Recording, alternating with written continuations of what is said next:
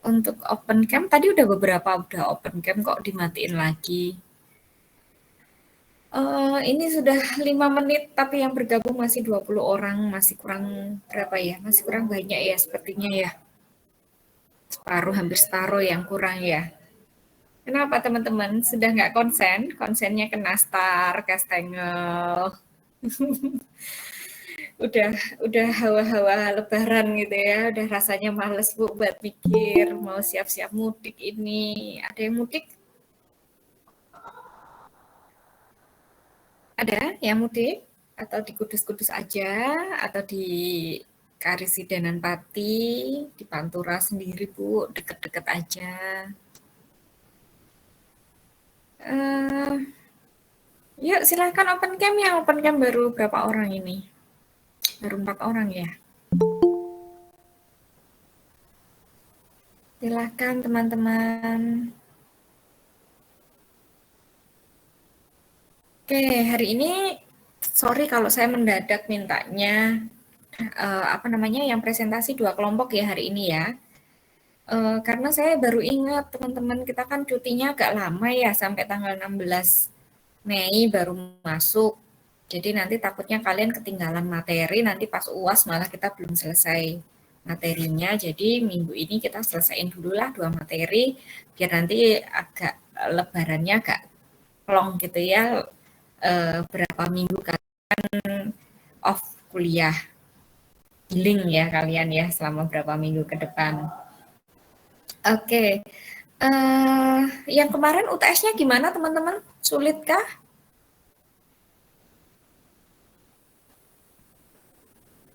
Sulit nggak? Lumayan, Bu. Lumayan, lumayan apa Winda? Lumayan gampang atau lumayan sulit? Setengah-setengah. Setengah-setengah. Kemarin tuh pas saya buat soal itu saya mikir, aduh ini kok soalnya gampang banget. Saya mikirnya gitu ya. Aduh ini banyak kan dapat 100 ini pasti saya mikirnya gitu. Tapi ternyata kok hasilnya di luar prediksi saya. Jadi mungkin ada beberapa pengecoh ya teman-teman ya, ada yang terkecoh dengan mungkin kalau nggak dengerin bener-bener itu mungkin akan terkecoh itu sih kemungkinan besar teman-teman. Nilainya nggak ada yang dapat 100, saya sedih banget. Tertingginya kelas kalian 90. Ada Nahjal. Mana Nahjal? Sudahkah hadir? Oke, selamat ya Nahjal ya. Makasih, Bun. Tertingginya cuma Nahjal 90, yang lainnya di bawah situ. Terus rata-rata kelasnya 62 teman-teman. Jadi yang nilainya di atas 62 udah aman lah ya. Sudah di atas rata-rata. Oke, ini ada sudah 23 orang yang gabung. Yuk silakan yang belum open cam, silakan open cam. Terus kelompok hari ini kan kita sudah beralih tema ya teman-teman ya. Yang kemarin kan kita masih ngubuk-ngubuk di personal branding. Dan mulai hari ini kita udah fokus ke branding tapi yang produk gitu. Jadi lebih ke produk untuk kita brandingkan. Nah, kelompok 4 hari ini yang fokus ke merek dan juga unsur-unsur merek. Siapakah kelompok 4? Sudahkah hadir? Sudah? Siapa aja? Sudah, Bu. Ada Rafla, oke Rafla, terus sama. Iya ini yang presentasi yang open cam semua, yang nggak presentasi nggak open cam. Najal presentasi ya? Ya, Iya Bu. kan? Kelihatan. Oh, saya tuh udah punya punya feeling. Wah ini udah siap-siap semuanya. Oh ini berarti yang presentasi, yang nggak presentasi pasti off cam biasanya. Yuk, kasihan teman-teman yang presentasi sudah siap, teman-teman yang nggak presentasi mohon juga untuk kerjasamanya ya. Silahkan untuk kelompok 4 bisa dimulai untuk presentasinya. Setelah itu nanti pertanyaan langsung disambung kelompok 5. Monggo.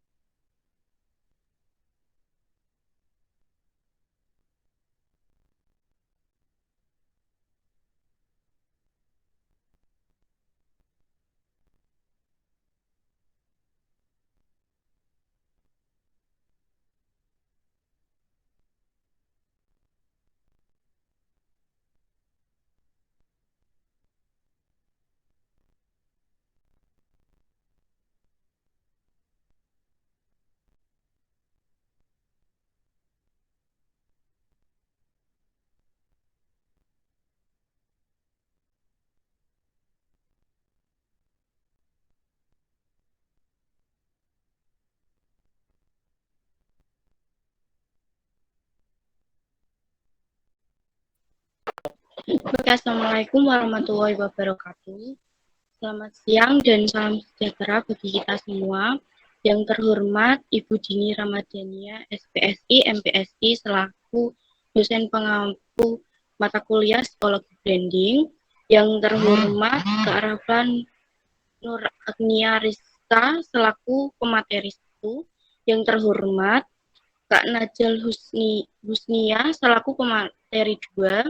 Yang terhormat Kak Nur Faizatin selaku moderator pada hari ini, serta teman-teman peserta yang saya banggakan. Kami ucapkan terima kasih dan selamat datang dalam acara kuliah Psikologi Branding ini dengan tema merek dan unsur merek dalam pemasaran. Pada kesempatan yang berbahagia ini, pertama-tama marilah kita ucapkan puji syukur kehadirat Tuhan Yang Maha Esa, karena atas segala rahmat-Nya, pada siang hari ini kita dapat berkumpul secara online dalam kuliah Psikologi Branding ini dengan tema merek dan unsur merek dalam pemasaran. Tak kenal maka tak sayang, tapi kalau udah kenal, jangan sampai terlalu sayang. Jadi, perkenalkan, nama saya Amatia Sela Arfiana. Saya akan memandu acara pada siang ini sampai selesai. Sebelum memulai acara, saya akan membacakan susunan acara pada siang hari ini, yaitu yang pertama pembukaan, kedua penyampaian materi oleh pemateri 1, ketiga penyampaian materi oleh pemateri 2, keempat sesi diskusi, kelima penutup. Mari kita baca basmalah bersama-sama untuk memulai acara pada siang hari ini. Bismillahirrahmanirrahim. Acara selanjutnya adalah penyampaian materi. Untuk itu, waktu dan layar saya persilahkan kepada Kak Faizatin selaku moderator. Baik, terima kasih kepada MC Kak Amatia Sela Arfiana yang telah memberi kesempatan kepada saya untuk melanjutkan rangkaian acara pada hari ini. Pertama-tama, izinkan saya menyapa teman-teman yang sudah hadir pada siang hari ini. Baik, selamat siang semua. Assalamualaikum warahmatullahi wabarakatuh. Perkenalkan, saya Nur Faizatin selaku moderator yang akan membimbing jalannya diskusi pada siang hari ini. Alhamdulillah, pada siang hari ini kita akan melanjutkan perkuliahan kita, yaitu penyampaian makalah dari kelompok 4 yang akan membahas tentang merek dan unsur merek dalam pemasaran. Terima kasih kepada semua yang telah hadir pada perkuliahan hari ini. Untuk mempersingkat waktu, kita lanjut aja acara yang selanjutnya, yaitu penyampaian materi yang pertama, yang akan disampaikan oleh Kak Rafa Nur Agni Rizka, NIM 2019-60152. Untuk waktu dan layar kami persilahkan.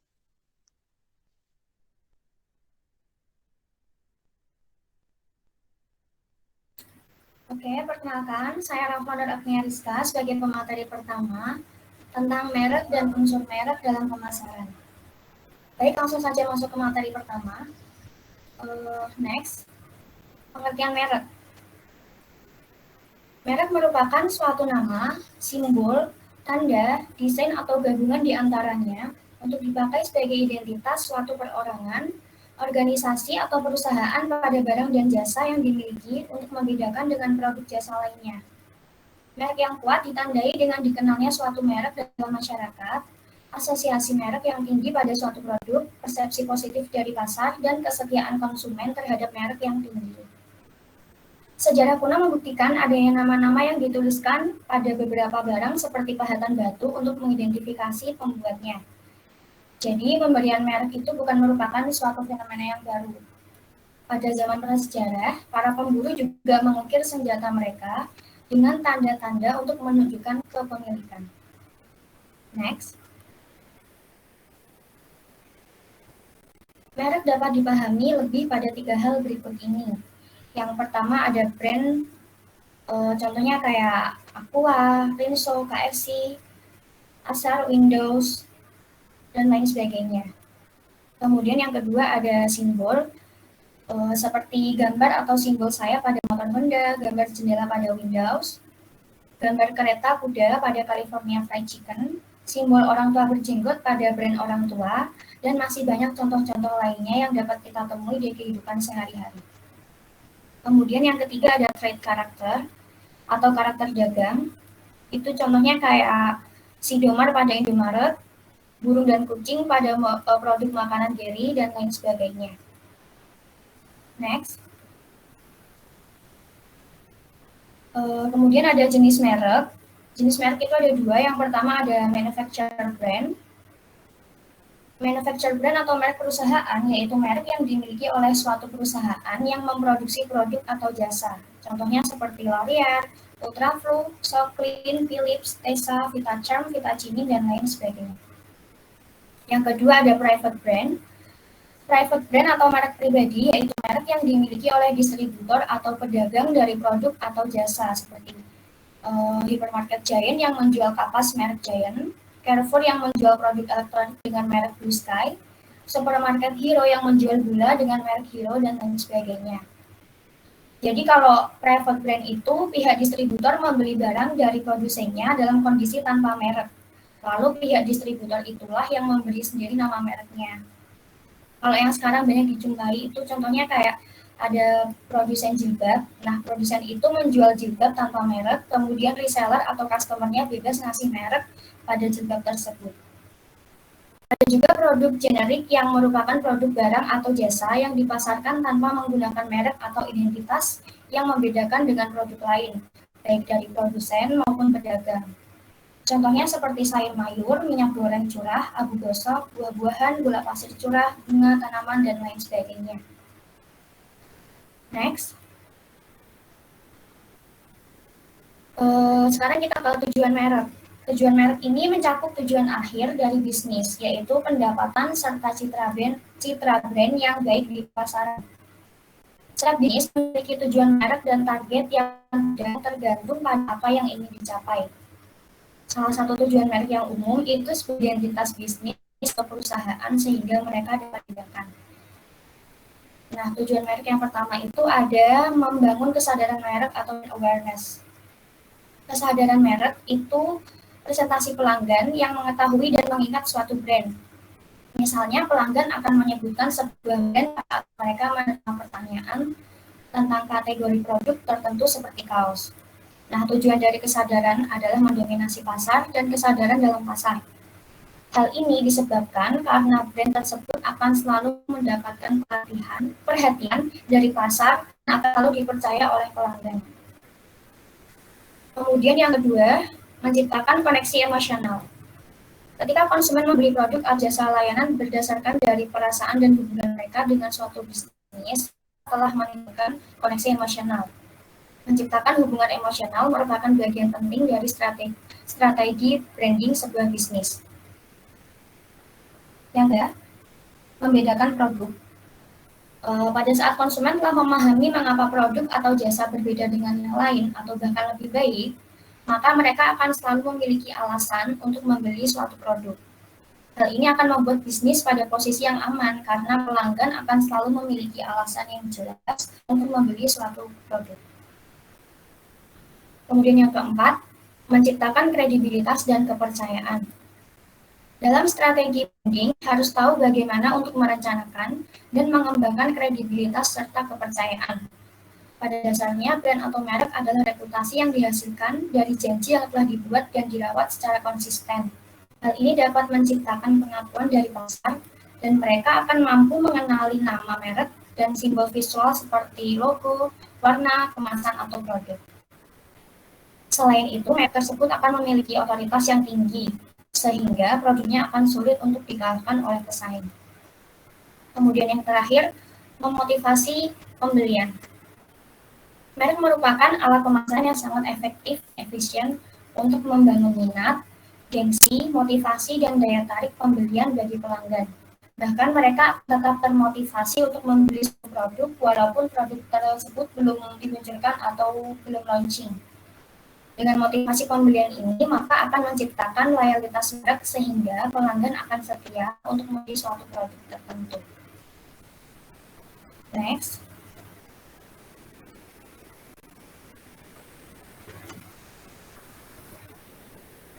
Selanjutnya adalah fungsi merek. Fungsi merek yang pertama adalah sebagai pintu masuk pasar atau market entry. Berkaitan dengan fungsi market entry, citra merek berperan penting dalam pioneering advantage, brand extension, dan brand alliance. Produk pionir dalam sebuah kategori yang memiliki citra merek kuat akan mendapatkan keuntungan karena biasanya produk follower kalah pamor dengan produk pionir. Misalnya Aqua. Jadi produk pionir itu merek yang pertama kali muncul dalam kategori produk baru. Bagi follower tentunya akan membutuhkan biaya tinggi untuk menggeser produk pionir yang memiliki citra merek yang kuat. Disinilah keuntungan produk pionir atau pioneering advantage yang memiliki citra merek kuat dibandingkan produk pionir yang memiliki citra lemah atau produk komoditi tanpa merek. Yang kedua, ada sumber nilai tambah produk atau source of added product value. Para pemasar mengakui bahwa citra merek tidak hanya merangkum pengalaman konsumen dengan produk dari merek tersebut, tapi benar-benar dapat mengubah pengalaman itu. Sebagai contohnya, konsumen terbukti merasa bahwa makanan atau minuman dari merek favorit mereka memiliki rasa yang lebih baik dari kompetitor. Dengan demikian, citra merek memiliki peran yang jauh lebih kuat dalam menambah value atau nilai produk dengan mengubah pengalaman produk. Selanjutnya ada penyimpan nilai perusahaan atau corporate store of value. Nama merek merupakan penyimpan nilai dari hasil investasi biaya iklan dan peningkatan kualitas produk yang terakumulasikan. Perusahaan dapat menggunakan penyimpan nilai ini untuk mengkonversi ide pemasaran strategis menjadi keuntungan kompetitif jangka panjang. Yang keempat, ada kekuatan dalam penyaluran produk atau channel power. Nama merek dengan citra yang kuat berfungsi baik sebagai indikator maupun kekuatan dalam saluran distribusi atau channel power. Ini berarti merek tidak hanya berperan penting secara horizontal dalam menghadapi pesaing mereka, tetapi juga secara vertikal dalam memperoleh saluran distribusi dan memiliki kontrol dan daya tawar terhadap persyaratan yang dibuat distributor. Sebagai contoh, strategi merek ekstensi Coca-Cola bisa dibilang menyelesaikan 3 fungsi sekaligus.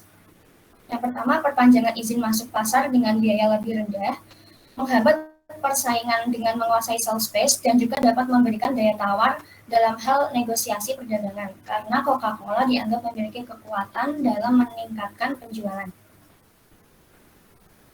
Next. Kemudian ada unsur-unsur merek. Unsur terpenting dari suatu brand adalah nama dagang atau merek. Namun demikian, brand tidak cukup bila hanya didukung dengan lambang atau simbol identitas visual yang secara konsisten dan sistematis diterapkan pada berbagai media pendukung komunikasi pemasaran suatu brand. Nah, unsur merek itu ada 6. Yang pertama ada nama merek, kemudian ada logo, itu meliputi logo, type, monogram, dan bendera. Kemudian ada penampilan visual, itu meliputi desain kemasan, desain produk, desain seragam, desain bangunan atau desain kendaraan. Kemudian ada juru bicara, meliputi pesohor, tokoh pendiri, tokoh perusahaan, tokoh ciptaan atau maskot. Ada kata-kata juga, itu meliputi akronim, nama panggilan, slogan, tagline atau jingle. Kemudian ada juga suara, meliputi lagu, ikon bunyi atau nada, atau lagu tematik. Nah, pasti teman-teman udah pada tahu ya ikon bunyi. Next, maaf. Ini kami berikan contoh. Pasti teman-teman udah pada tahu ikon bunyinya Indomie. Ini juga terlihat jelas ada logo, penampilan visual, itu desain kemasannya, terus ikon bunyinya Indomie itu Indomie seleraku, pasti udah pada tahu ya. Jadi produk Indomie itu sangat lengkap unsur-unsur mereknya karena udah mencakup nama, logo, penampilan visual, tagline, dan ikon bunyinya. Next.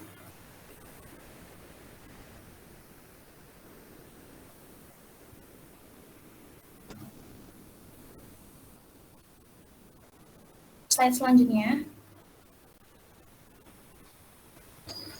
Sebelum lanjut ke penyampaian materi selanjutnya, kita ice breaking dulu. Nah, di sini ice breaking-nya tebak jingle atau icon bunyi dari sebuah brand.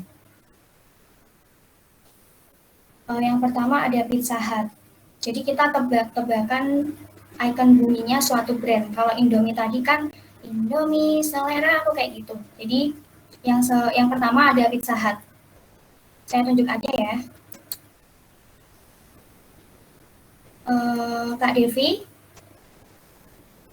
Kak Devi Prastiana.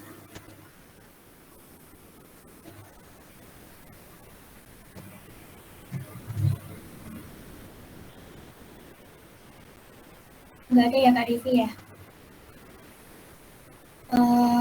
Kak Erik. Iya, halo. Kak Erik bisa nggak nebak ini jingle atau icon bunyinya Pizza Hut? Ya tahu, Mbak. Nggak pernah nonton TV saya. Nggak tahu itu. Hanya. Nggak pernah makan ya, Erik? Nggak pernah makan. Kalau Bu Dini mau traktir juga, saya oke, Bu. Kalau gitu Kak Erik boleh nunjuk teman yang lain. Saya nunjuk apa ya? Mbak Melia.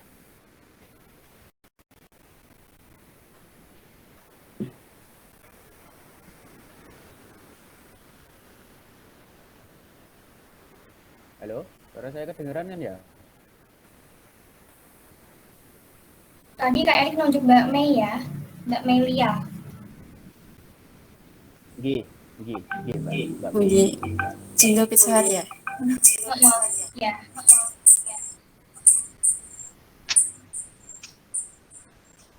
Kayaknya. Maaf nggak kedengeran.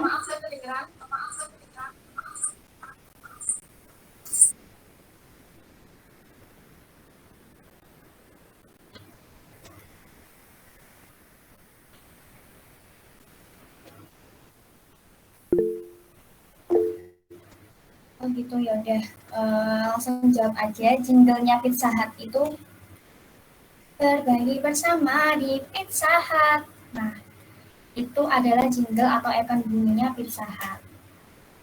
Oke, slide selanjutnya.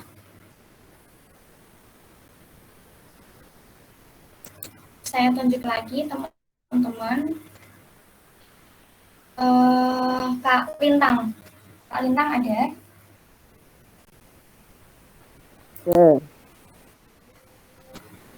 Kak Lintang boleh tebak jingle atau icon bunyinya brand Denko.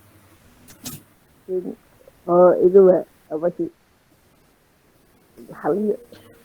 Itu aku dan kau dikatin kau.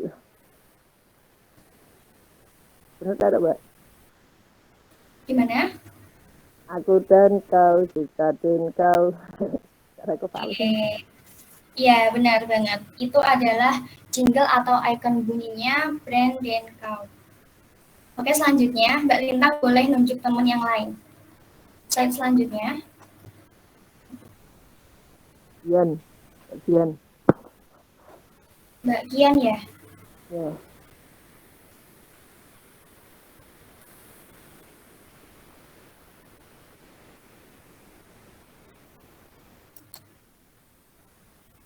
Halo Mbak Gian.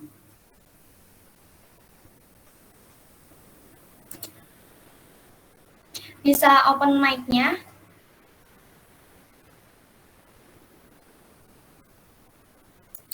Ya, halo. Ya, boleh disuarakan itu icon bunyinya brand Sari Roti. Jinglenya itu Sari Roti, Sari Roti.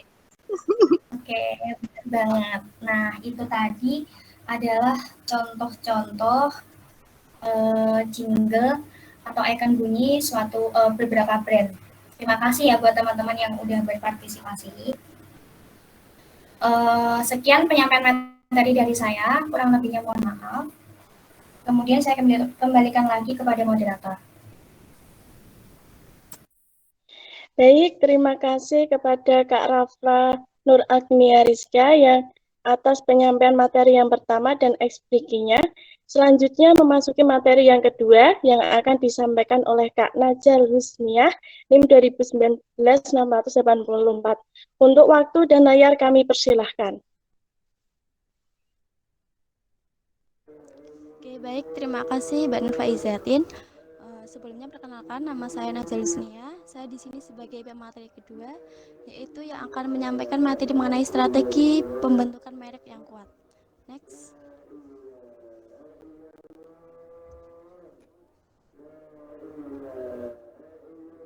Next selanjutnya.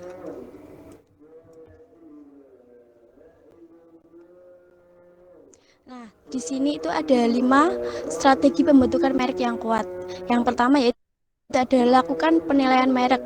Hal ini sama dengan evaluasi posisi merek pada analisis situasi akar. Merek perlu dipandang sebagai subjek, bukan hanya objek. Untuk itu, perlu diketahui faktor-faktor asosiasi yang melekat pada merek sebagai subjek. Yang kedua yaitu ada mengembangkan janji merek. Harapan tentang bagaimana merek bekerja sebagai konsumen atau nilai apa yang terdapat pada merek.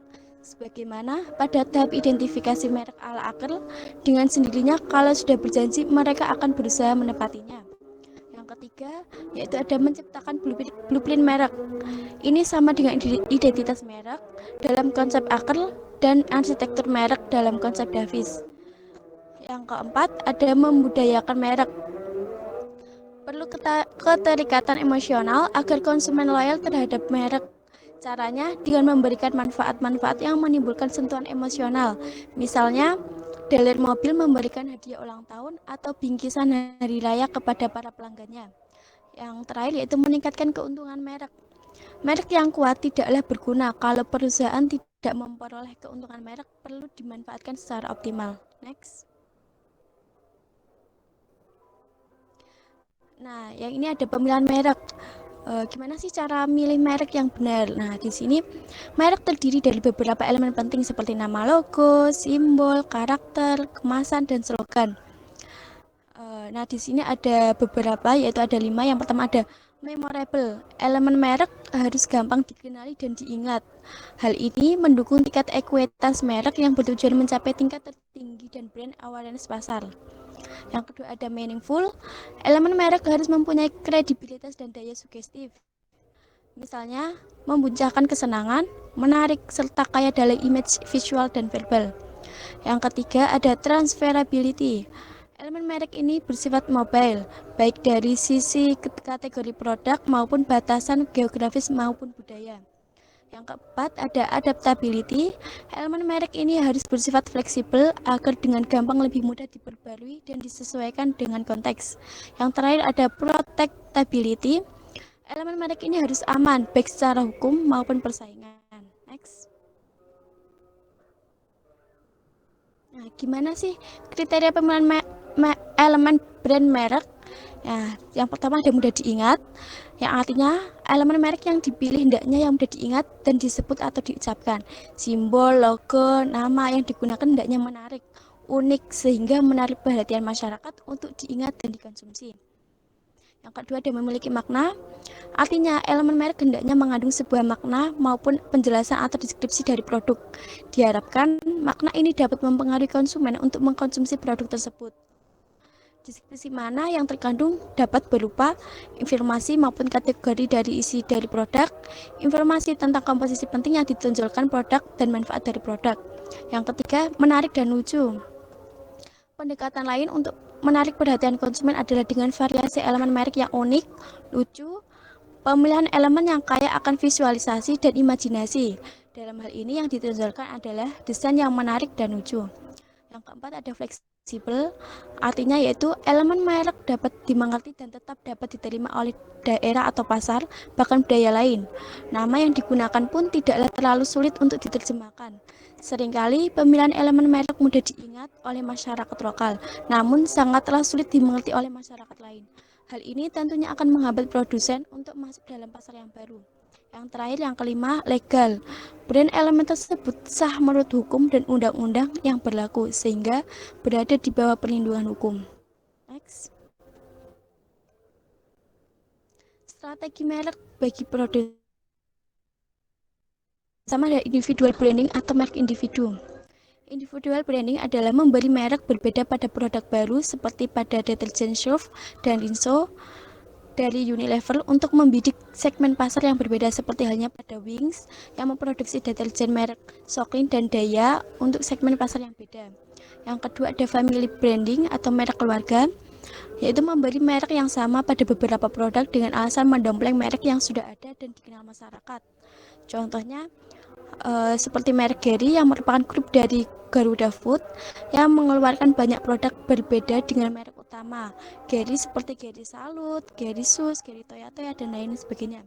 Contoh lain misalnya yaitu motor Suzuki yang mengeluarkan varian motor Suzuki Smash, Suzuki Skywave, Suzuki Spin, Suzuki Thunder, Suzuki Arashi, Suzuki Shogun, Suzuki Satria dan lain-lain. Next.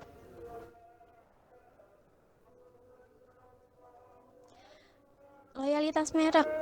Loyalitas atau kesetiaan didefinisikan sebagai komitmen yang dipegang kuat untuk membeli atau berlangganan lagi produk atau jasa tertentu di masa depan, meskipun ada pengaruh situasi dan usaha pemasaran yang berpotensi menyebabkan perubahan perilaku.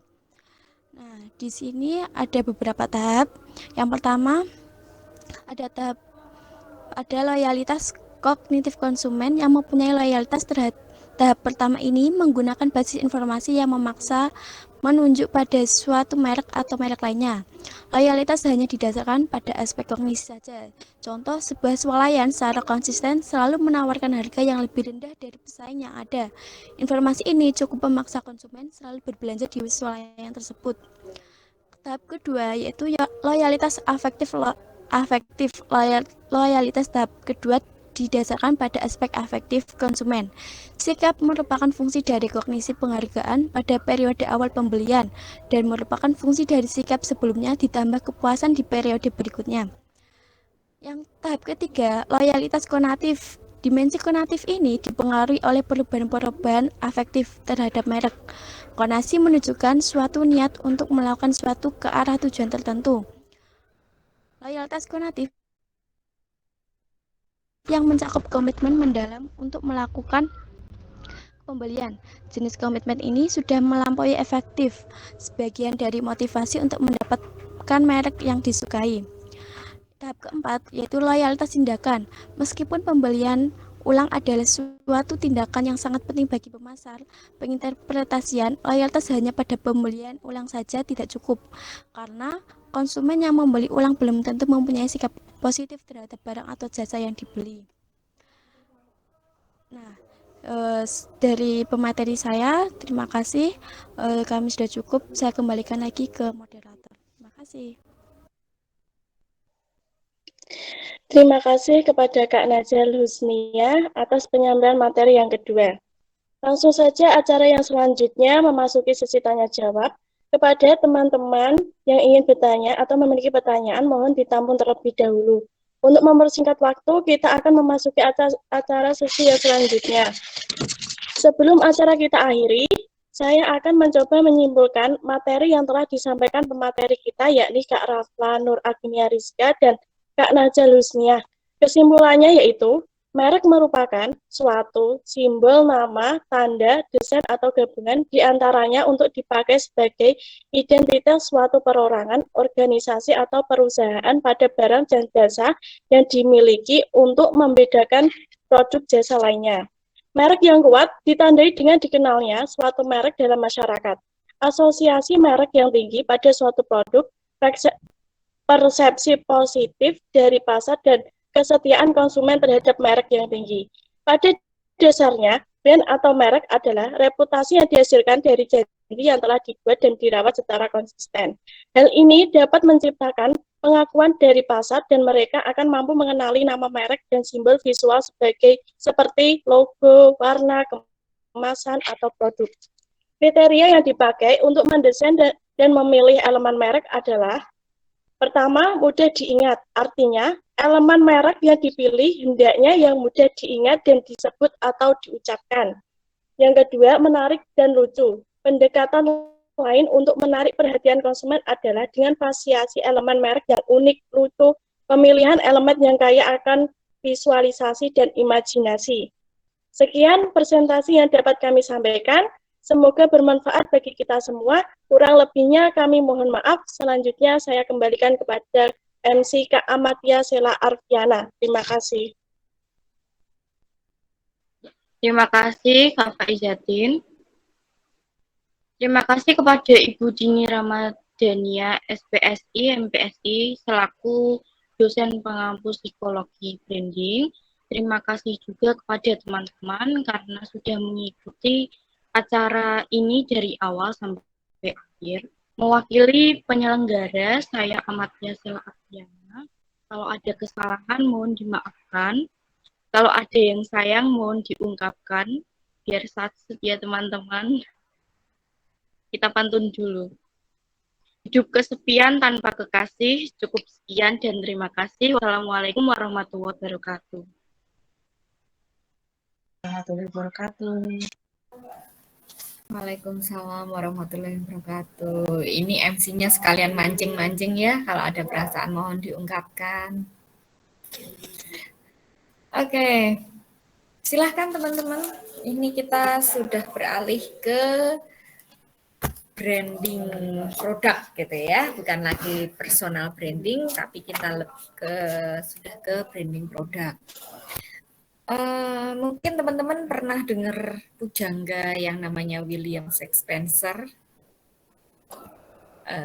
dengan kata-kata beliau yang mengatakan bahwa what is the name gitu ya, apalah arti sebuah nama gitu. Kadang nama itu merupakan doa, betul gitu ya teman-teman ya, nama itu merupakan doa. Dan merek itu juga merupakan sebuah doa-doa dari si punya usaha. Jadi si punya usaha itu mengeluarkan produk itu kan berbeda dengan merek ya. Nah, mengeluarkan produk, diberi merek, dan di merek itu ada penuh dengan doa-doa dari si pengusaha ini. Tapi ternyata buat merek itu nggak semudah itu, benar nggak teman-teman? Dulu ada teman saya yang datang terus cerita dia pengen punya usaha tapi bingung mau dikasih nama apa ya gitu. Kayaknya kalau ini udah banyak, kalau ini juga kayaknya kok angel ngucapinnya gitu ya. Kalau ini kok ketoke nggak madolke gitu. Dia bingung untuk mencari nama merek itu gimana. Kayaknya sederhana gitu ya. Tapi karena merek ini kan dipakai untuk seumur hidup si produk gitu ya. Jadi tidak berubah nama itu juga penuh resiko gitu ya. Jadi benar-benar di awal merumuskan membuat nama merek itu gimana sih sebenarnya, tadi sudah disampaikan di kelompok 4, apa sih itu merek gitu ya, bagaimana sejarahnya, lalu unsur-unsurnya itu bagaimana, kalau kita mau meluncurkan sebuah merek itu kita harus memenuhi unsur apa saja, misalnya tadi mudah lafalnya, mudah didengarkan, biar orang itu gampang cepat familiar, terus dengan simbol-simbol gitu ya.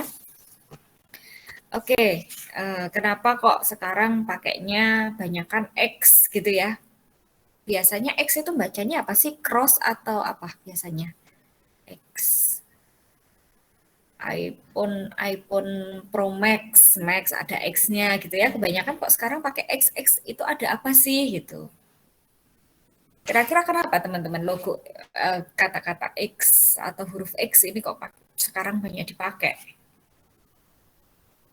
Ekstra mungkin Bu. Ekstra apa? Kalian senang nggak sih dengan huruf X nih, anak-anak muda nih suka nggak dengan huruf X?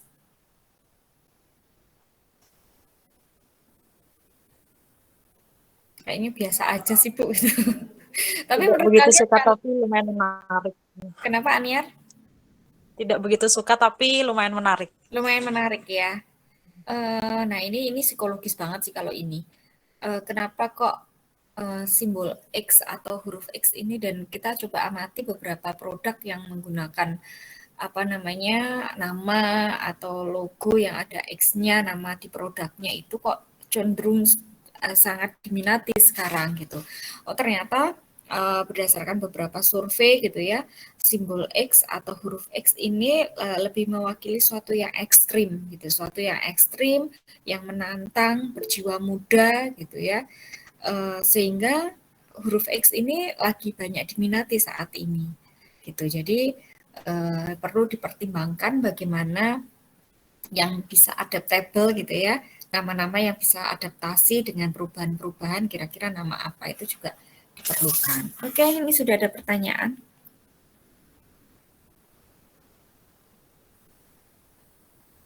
Oke, bisa langsung dijawab? Kita kumpulkan dulu 3 ya, kita kumpulkan dulu 3 atau 5. Nahjal, Rafla, mau berapa? Saja Bu, kasihan yang kelompok lain. Kasihan kamu atau kasihan kelompok lain? Oke, kita kumpulkan 3 dulu, silahkan. Ada yang mau open mic juga boleh. Kalau kelamaan ngetik boleh langsung ngomong. Orangnya itu kan macam-macam ya, ada teman saya itu yang sukanya WA itu sukanya chat, ada yang sukanya langsung telepon, ada yang sukanya voice note, males ngetik. Nah, ini juga teman-teman saya yakin juga macam-macam. Mau yang mana? Silakan kalau mau open mic.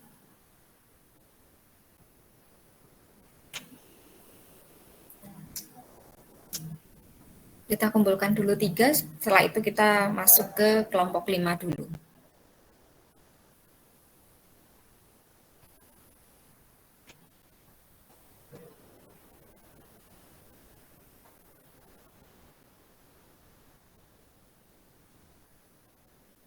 Oke, sudah ada Rufi.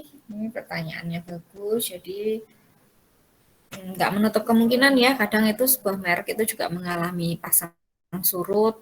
Kalau sudah mulai meredup, gimana sih cara membangkitkan lagi nih si merek?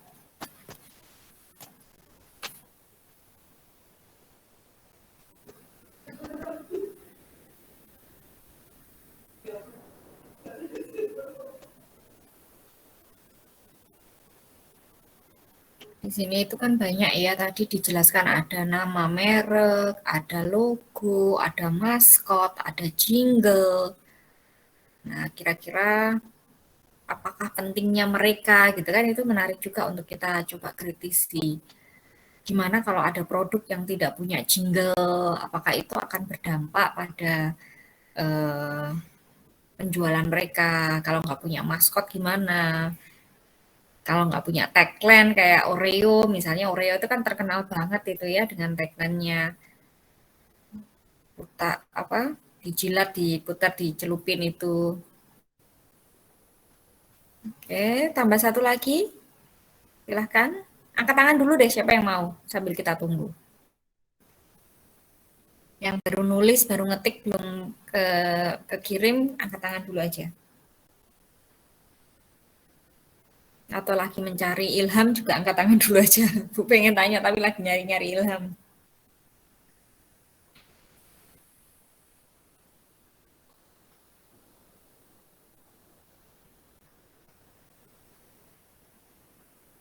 Oke, nggak ada? Senang ini Nahjal nanti.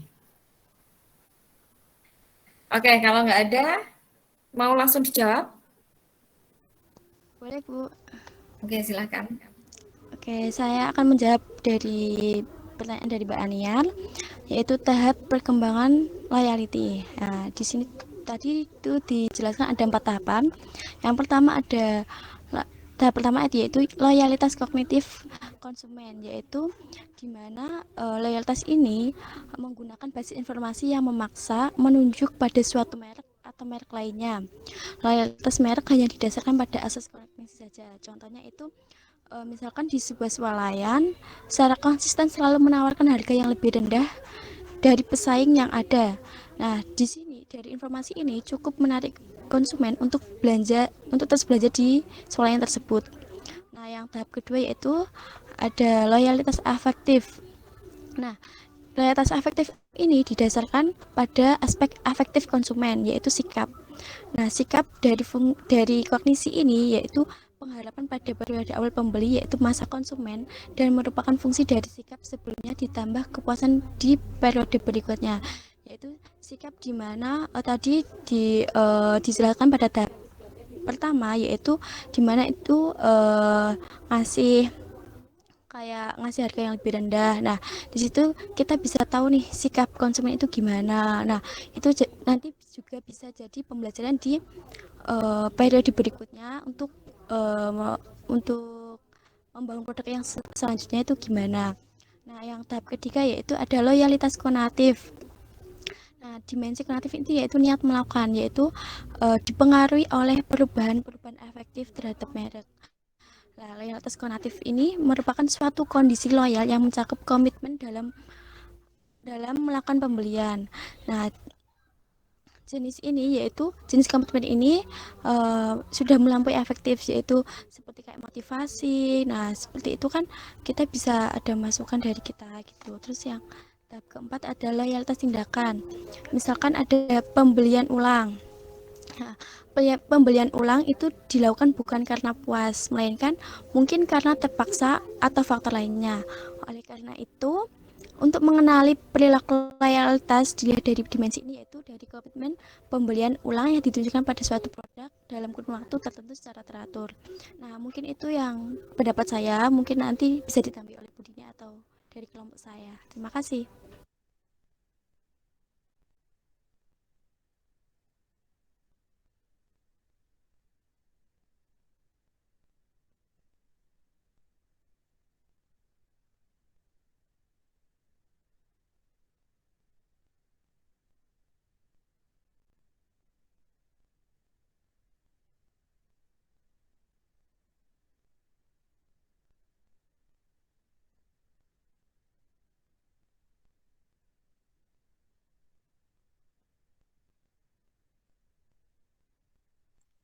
Oke, terima kasih Mbak Najel atas jawabannya.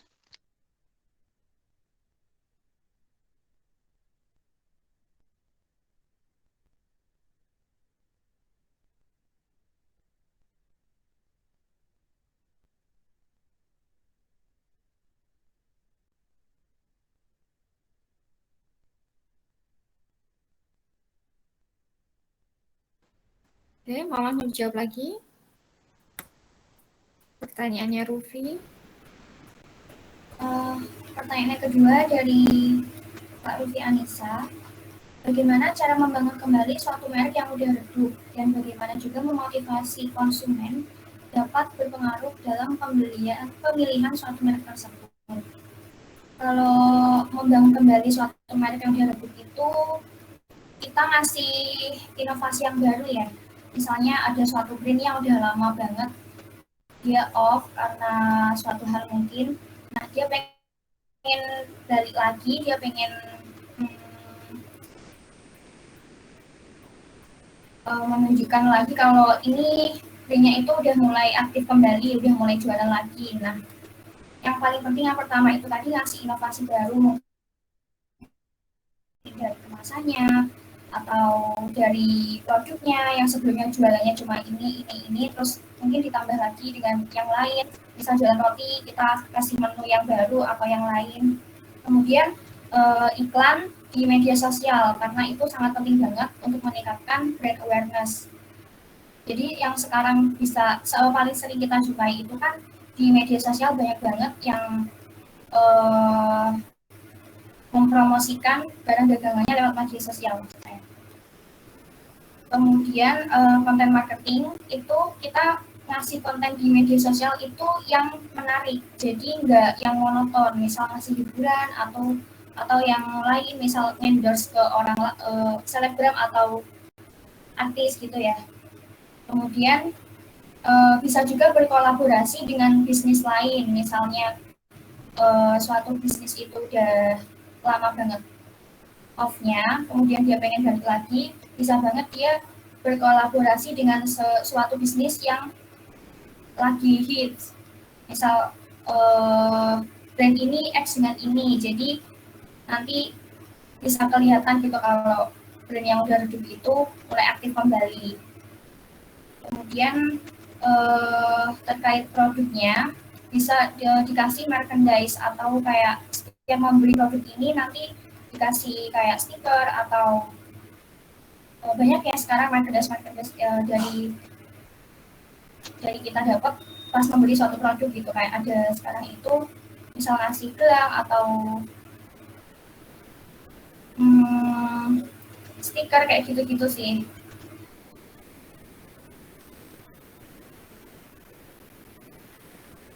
itu yang dapat saya sampaikan.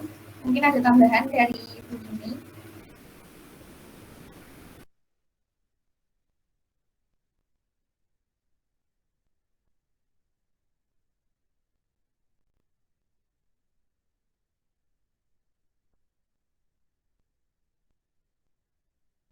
Silakan Rufi, gimana? Mau ganti kira-kira menurut teman-teman kalau kita mau ganti nama merek atau mengganti logo, nama mereknya sama tapi logonya berbeda, itu kira-kira bagaimana menurut teman-teman?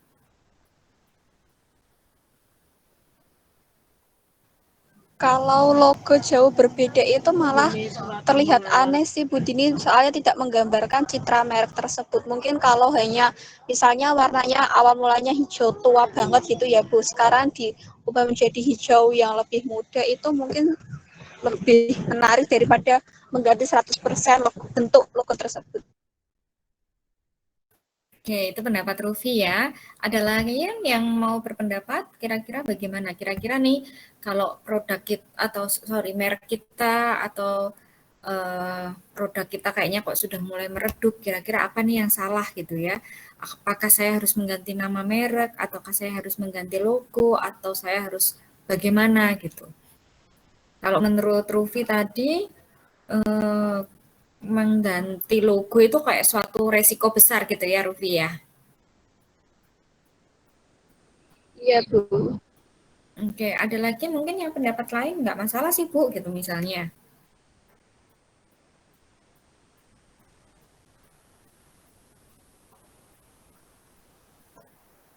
Silakan kalau ada pendapat lain teman-teman.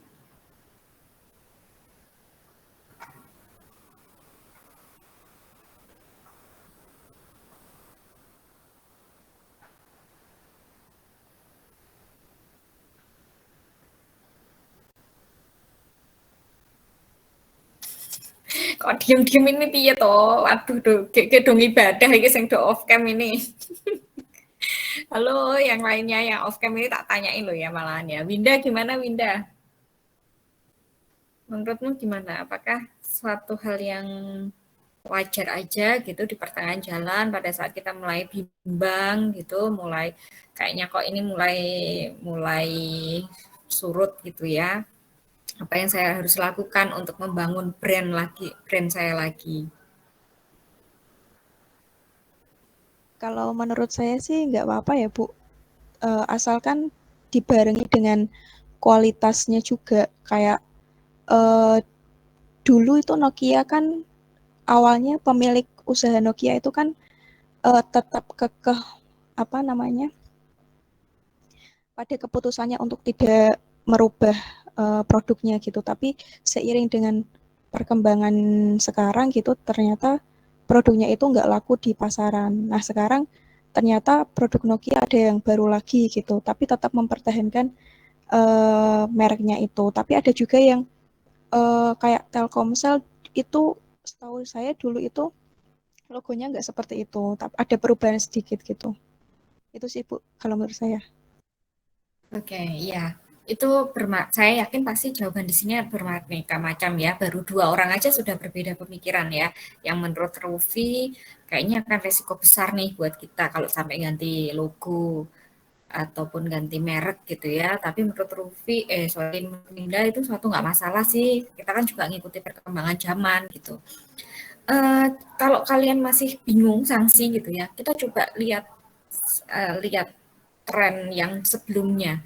Ada beberapa produk gitu ya, ada beberapa perusahaan yang mengganti logonya. Misalnya kayak Pertamina. Pertamina itu dulu juga ganti logo. Yang sekarang kita lihat lebih simpel ya teman-teman ya, hanya gambar kayak kotaan 3 terus ada tulisannya Pertamina gitu. Kalau dulu itu yang masih zaman kayak zaman koperasi, logonya koperasi zaman kuno banget itu loh, yang kotak terus ada gambar kuda lautnya masih rame gitu kan. Kalau sekarang kan kita lihat amati bahwa perkembangan pergeseran itu orang itu sekarang sukanya yang simpel-simpel, betul nggak? Kayak brandnya Zara itu kan cuma hitam, tulisan Zara biasa gitu ya, hitam gitu aja. Terus ada H&M itu juga tulisan biasa gitu, sukanya yang simpel-simpel. Oh, ada pergeseran minat sekarang, pergeseran selera. Coba deh saya ikuti gitu. supaya merek ini terkesan up to date, terkesan adaptable gitu ya, beradaptasi dengan perubahan lingkungan yang sekarang. Nah, kira-kira perusahaan-perusahaan yang sudah berani mengganti logo, mengganti nama merek itu eksistensinya bagaimana? Coba kita lihat portofolio mereka juga. Kalau menurut kalian, oh ternyata pada saat mereka adaptable, berani mengganti dan mengikuti perubahan yang terjadi sekarang ini ternyata nggak masalah untuk mereka, mereka masih fight, malah semakin bagus, bersinar gitu ya. Itu ternyata mungkin bisa kita contoh kayak gitu juga. Gitu. Jadi coba kita lihat portofolio atau sejarah atau trennya atau apa, biasanya kan kita pada saat melakukan keputusan itu kan kita harus melalui review dulu kan, review yang dengan yang sebelumnya itu seperti apa. Gitu ya, tadi pertanyaannya dari Rufi ya.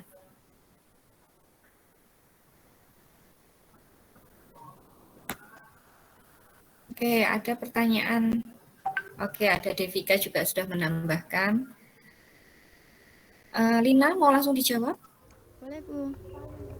Ya, nah Jal suaranya agak kedengeran, hilang gitu ya. Sudah kedengaran, teman-teman. Sudah. Oke, saya akan menjawab pertanyaan dari Mbak Lina. Bagaimana cara agar merek bisa langsung menarik untuk dipercayai di masyarakat?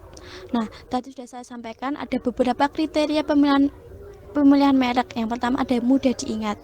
Nah, merek yang mudah diingat itu misal mudah diingat ucapannya, gampang pengucapannya, simbol, logo.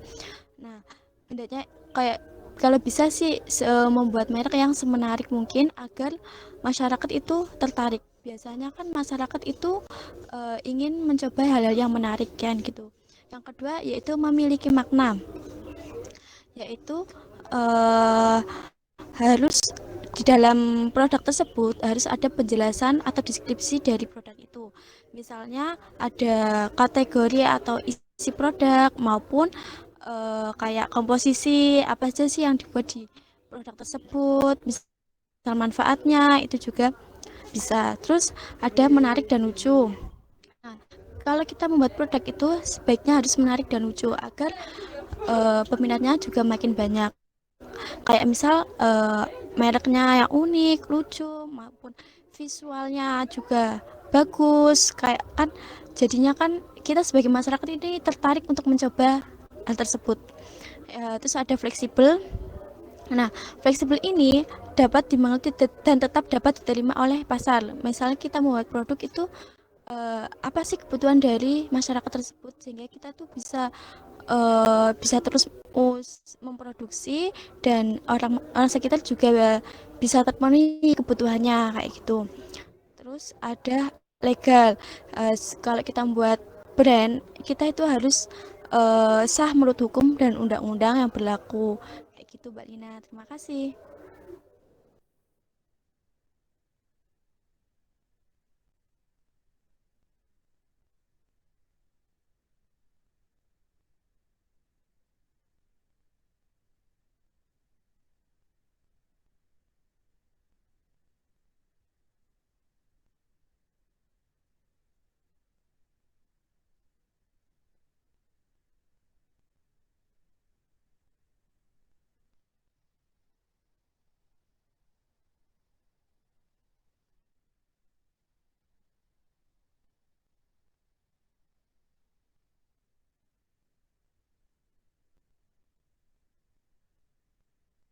Oke, sudah semua ya, sudah dijawab semua ya.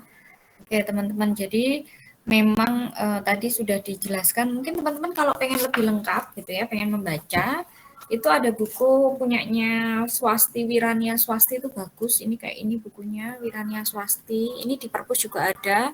Kalau mau di fotokopi juga boleh, tapi kalau mau beli juga murah kok, teman-teman. Itu lumayan bagus isinya, teman-teman. Jadi menggambarkan bagaimana sih caranya gitu ya, nanti kalau takut pada suatu saat siapa tahu kalian akan membuka usaha terus bingung nama merek, kalian bisa buka-buka lagi bukunya. Terus kira-kira gimana sih agar membuat merek itu menarik, dipercaya oleh masyarakat gitu ya. Beberapa cara itu bisa digunakan, bisa menggunakan nama pemiliknya gitu ya. Sekarang kan banyak ya menggunakan misalnya yang dipakai dulu alumni kita itu sekarang punya brand pakaian itu Halwa by Elva Faila gitu ya. Nah, itu coba kita lihat namanya kan Elva Faila. Terus baju gitu kan. Ternyata menurut penelitian gitu, kalau kita memilih merek dengan nama dengan nama bantalan beberapa huruf dari mereka gitu ya. Jadi ada beberapa huruf merek itu yang diambil dari produk kita atau nama kita yang punya itu ternyata membawa hoki gitu. Itu berdasarkan beberapa penelitian. Misalnya dia produknya adalah blender gitu. Blender itu kan ada E-nya gitu kan, namanya shake and take misalnya gitu. Dia E-nya. Terus misalnya saya mau Dini gitu ya, mau buka usaha berarti ada I-nya juga gitu. Jadi menggunakan bantalan-bantalan huruf yang sama dengan nama kita atau produk kita itu ternyata membawa hoki tersendiri untuk merek yang akan kita keluarkan. Mungkin itu teman-teman ada pertanyaan lagi, silakan. Bu Dini izin bertanya. Silakan Winda. Misalnya kayak ada suatu merek gitu Bu, tapi dalam penilaian atau persepsi masyarakat itu malah ternyata merek ini tuh seharusnya nggak cocok dalam produk ini gitu. Atau misalnya nih kayak hotel gitu, hotel kan kayak ada Hotel Majestic gitu, tapi ternyata malah diberi nama kayak Hotel Hikmah gitu. Itu kan kayak apa sih gitu. Jadi penilaian atau persepsi masyarakat itu jadi yang neko-neko gitu Bu. Nah itu bagaimana Bu dalam menanggapi hal seperti itu? Terima kasih. Iya, itu penting banget itu ya.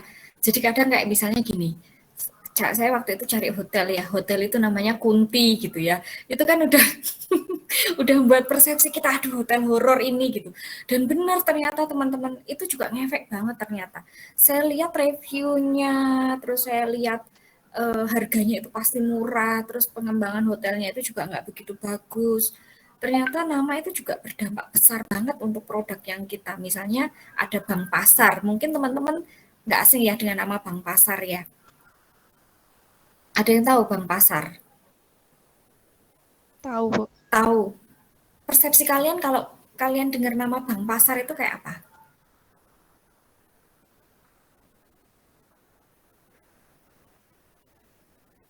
Banknya pegawai nggak? Menurut kalian? Ya.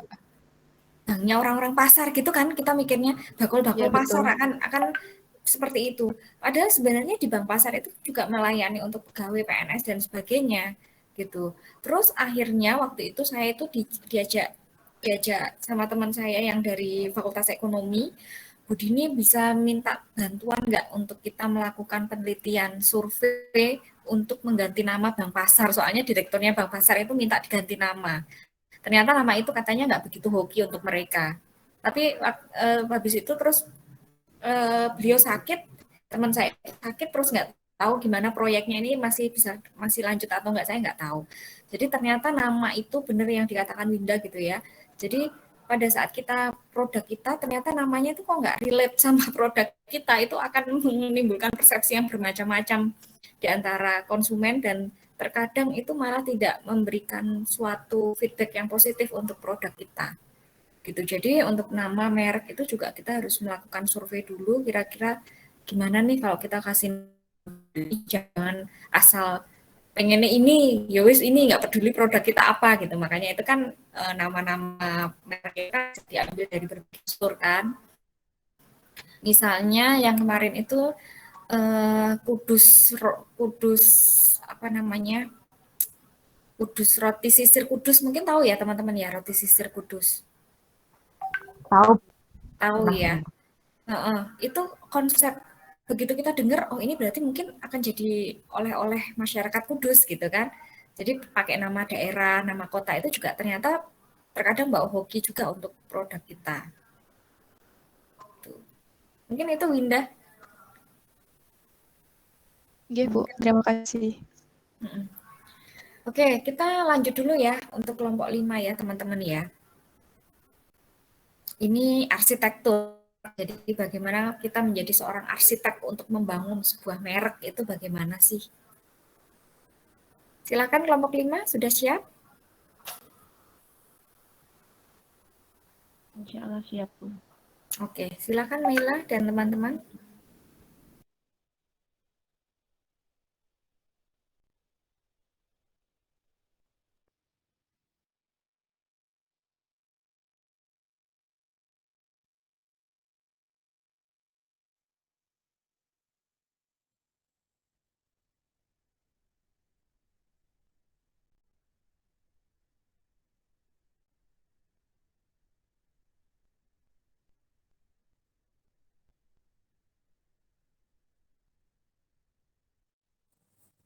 Baik, Assalamualaikum warahmatullahi wabarakatuh. Selamat siang dan salam sejahtera bagi kita semua. Yang terhormat Ibu Dini Ramadhania, SPSI, MSI, selaku dosen pengampu mata kuliah Psikologi Branding. Yang terhormat Kak Amrina Rosalia Nugroho atau Kak Ocha, selaku pemateri pertama. Yang terhormat Kak Devika Atikah Faradila atau Kak Devika, selaku pemateri kedua. Yang terhormat Kak Mufidah Tunisa atau Kak Fida, selaku tim sekelompok kami yang sedang melaksanakan MBKM, serta teman-teman peserta yang saya sayangi dan saya banggakan. Kami ucapkan terima kasih dan selamat datang dalam acara kuliah psikologi branding ini dengan tema arsitektur merek. Pada kesempatan yang berbahagia ini, pertama-tama marilah kita ucapkan puji syukur kehadirat Tuhan Yang Maha Esa, karena atas segala rahmatnya pada siang hari ini kita dapat berkumpul secara tatap muka dalam secara online dalam kuliah psikologi branding ini dengan tema arsitektur merek. Perkenalkan, nama saya Maila Indah Safira Rahman. Di sini saya yang akan memandu acara pada siang hari ini sampai selesai. Sebelum memulai acara, saya akan bacakan susunan acara pada siang hari, yaitu yang pertama, pembukaan, yang kedua, pembacaan kurikulum vitae pemateri 1, yang ketiga, penyampaian materi oleh pemateri 1, yang keempat, pembacaan kurikulum vitae pemateri 2, yang kelima, penyampaian materi oleh pemateri 2, dilanjutkan dengan sesi diskusi. Lalu yang terakhir, penutup. Sebelumnya, marilah kita baca basmalah bersama-sama untuk memulai acara pada siang hari ini. Bismillahirrahmanirrahim. Pada hari ini terdapat dua pemateri, yaitu ada Kak Ocha dan Kak Devika yang sudah hadir di room online ini. Tanpa menunggu lama lagi, saya akan bacakan CV pemateri pertama, yaitu Kak Amrina Rosalia Nugroho.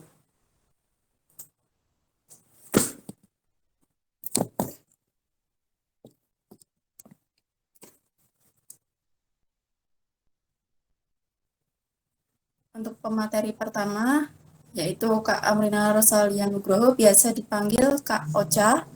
Tempat tanggal lahirnya di Kudus, 5 Februari 2021. Asal sekolah SMA 1 Baik Kudus. Hobi Kak Ocha ini menyanyi, lalu pengalaman organisasinya pernah menjadi bendahara 1 BEM Fakultas Psikologi tahun 2020-2021. Lalu yang kedua, Divisi Humas PSM Ningnong. Yang ketiga, Divisi Pelatihan PSM Ningnong.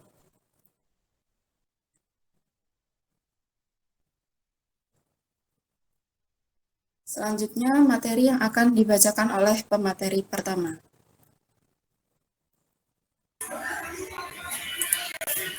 Baik, terima kasih untuk selaku moderator Kak Mei. Sebelumnya, Assalamualaikum warahmatullahi wabarakatuh. Selamat siang teman-teman semua, bagaimana kabarnya hari ini? Dan bagaimana puasa hari ini? Semoga lancar ya. Oke, untuk saya ini sebagai pemateri pertama akan menyampaikan apa sih arsitektur merek itu. Sebelumnya di sini ada yang tahu apa itu arsitektur merek atau apa yang ada di pikiran kalian saat mendengar kata arsitektur merek?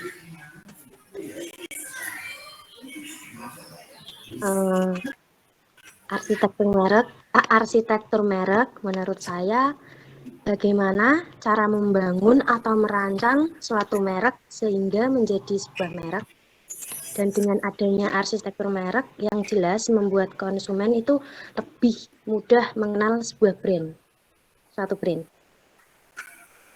Baik, terima kasih Mbak Afik. Jadi arsitektur merek yaitu panduan umum terhadap strategi branding mengenai bagaimana unsur merek yang diterapkan pada berbagai produk yang dijual suatu perusahaan. Arsitektur merek ini menjelaskan hubungan antara perusahaan induk, anak perusahaan, produk, dan jasa.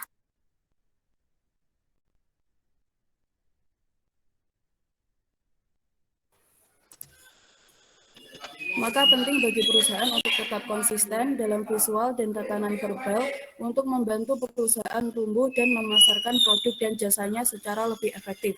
Seperti apabila perusahaan bergabung dengan perusahaan lain, pasti dibutuhkan produk baru, merek baru, bahkan branding baru. Strategi branding atau arsitektur merek merupakan penetapan merek yang dimiliki perusahaan dilihat dari hierarki, kategori produk, serta strategi marketingnya. Konsep utama dalam mendefinisikan arsitektur merek adalah portofolio merek dan hierarki merek. Portofolio merek adalah seperangkat merek yang berbeda yang ditawarkan perusahaan dalam kategori tertentu. Sementara hierarki merek menunjukkan jumlah dan sifat unsur merek yang umum dan berbeda dalam seperangkat merek suatu perusahaan. Next. Baik, yang selanjutnya adalah membangun arsitektur merek. Dalam membangun arsitektur merek ini diperlukan strategi yang tepat di setiap perusahaan agar menjadi sukses. Ada 3 cara atau strategi untuk membangun arsitektur merek. Yang pertama adalah co-branding, yakni untuk menyatukan 2 atau lebih merek untuk dipasarkan bersama. Yang kedua adalah produk merek individual. Jadi yang dipasarkan tetap satu produk tanpa ada perkembangan. Yang ketiga adalah campuran, yakni sub-brand dan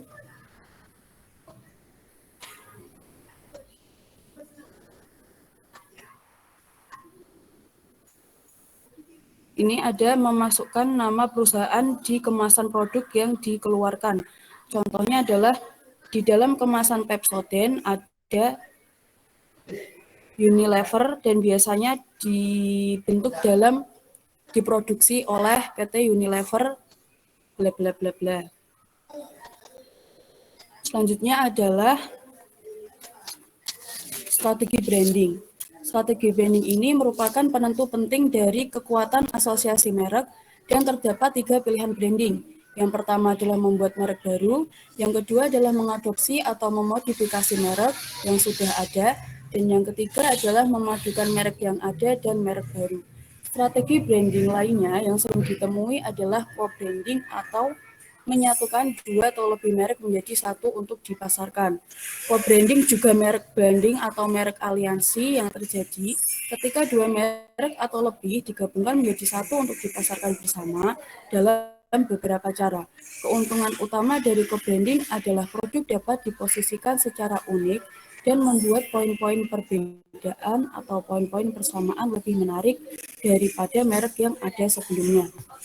Keunggulan dalam co-branding ini yang pertama adalah mengurangi biaya pengenalan produk, meningkatkan ekuitas yang tidak dimiliki, memperluas arti merek dalam kategori terkait, memperluas makna, serta menjadi sumber pendapatan tambahan. Adapun kelemahan dari co-branding yaitu yang pertama adalah kurangnya fokus dan kejelasan merek, hilang kontrol atau kendali, resiko pelemahan ekuitas merek, dan efek umpan balik negatif. Untuk membuat co-brand yang kuat, kedua merek yang ada harus memiliki kesadaran merek yang memadai, seperti asosiasi yang cukup, kuat, dan unik, serta memiliki penilaian dan perasaan pelanggan yang positif. Yang paling penting adalah kesesuaian antara kedua merek, sehingga produk pemasaran gabungan dapat dimaksimalkan. Jadi, strategi ini dapat meminimalkan kerugian yang kemungkinan muncul. Contoh dari co-branding ini adalah ingredient branding yang menciptakan ekuitas merek untuk bahan atau ingredient, komponen atau bagian yang terkandung dalam produk bermerek lainnya dari perspektif perusahaan, pembuat, dan pemasok bahan. Branding produk sebagai bahan memiliki manfaat, yaitu dapat menghasilkan penjualan yang lebih banyak dengan margin yang lebih tinggi. Next.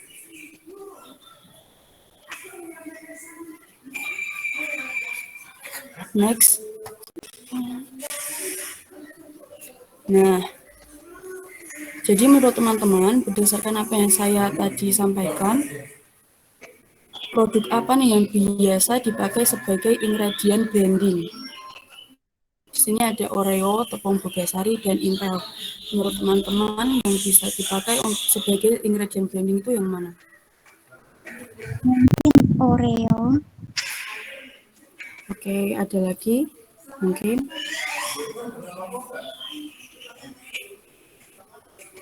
Oke, jadi sebenarnya semua jawaban itu benar teman-teman. Contoh merek yang dikenal sebagai ingredient brand adalah Intel karena menjadi prosesor hampir semua perangkat komputer. Jadi biasanya di laptop, di komputer itu pasti ada Intel. Terus ada Oreo yang biasa dipakai sebagai minuman atau es krim. Biasanya di es krim ada rasa Oreo, minuman juga ada rasa Oreo. Dan tepung Bogasari yang sering digunakan sebagai bahan pembuat kue dan roti sebagai merek yang ada di pasaran. Next, Kak.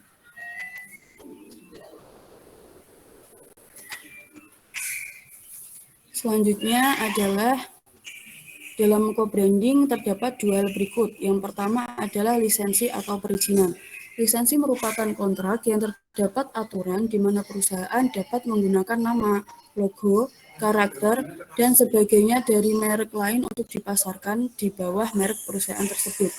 Pada dasarnya, sebuah perusahaan menyewa merek lain untuk berkontribusi pada ekuitas merek produknya. Lisensi juga dapat memberikan perlindungan hukum bagi merek dagang. Lisensi tentunya juga membawa resiko. Sebuah merek dagang dapat overexpose jika pemasar mengadopsi kebijakan saturasi.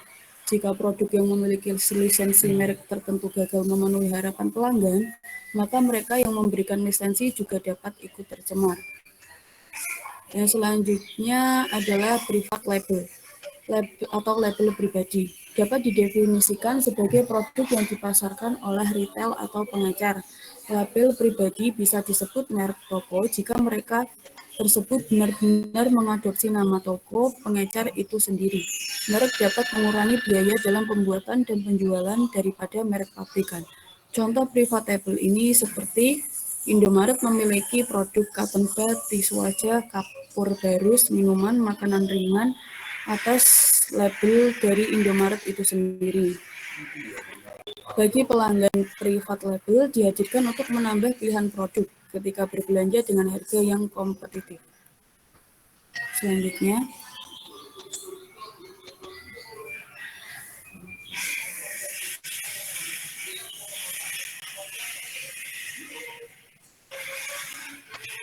yang selanjutnya adalah jenis arsitektur merek. Salah satu membedakan strategi arsitektur merek adalah dengan melihat apakah sebuah perusahaan mengaplikasikan payung merek perusahaan atau merek keluarga untuk semua produk yang dikenal sebagai branded house atau house of brand. Teori lain menyebutkan arsitektur merek dapat dibangun dengan 3 cara utama, yaitu monolit, produk merek individual, dan merek campuran atau endorse dan sub-brand. Yang pertama adalah monolit atau branded house. Arsitek merek ini dicirikan dengan satu master brand atau merek utama tunggal yang kuat. Pelanggan membuat pilihan berdasarkan loyalitas merek ekstensi merek dalam satu kategori produk menggunakan identitas induk dan deskripsi umum mengenai produk atau layanan tersebut. Untuk contohnya, Google adalah merek utama atau master brand, dan di bawahnya ada Google Drive, Google Chrome, Google Maps, Google Meet, dan lain-lain. Selanjutnya ada FedEx. Di bawahnya ada FedEx Express, FedEx Freight, FedEx Trade Network, dan lain-lain. Rumah bermerek ini mengungkapkan keinginan untuk memberikan keterkaitan untuk keseluruhan merek. Strategi ini menyatukan master brand, juga merek induk, dan memberikan struktur kuat untuk merek pada tingkat kedua. Yang kedua adalah pluralistik atau house of brand.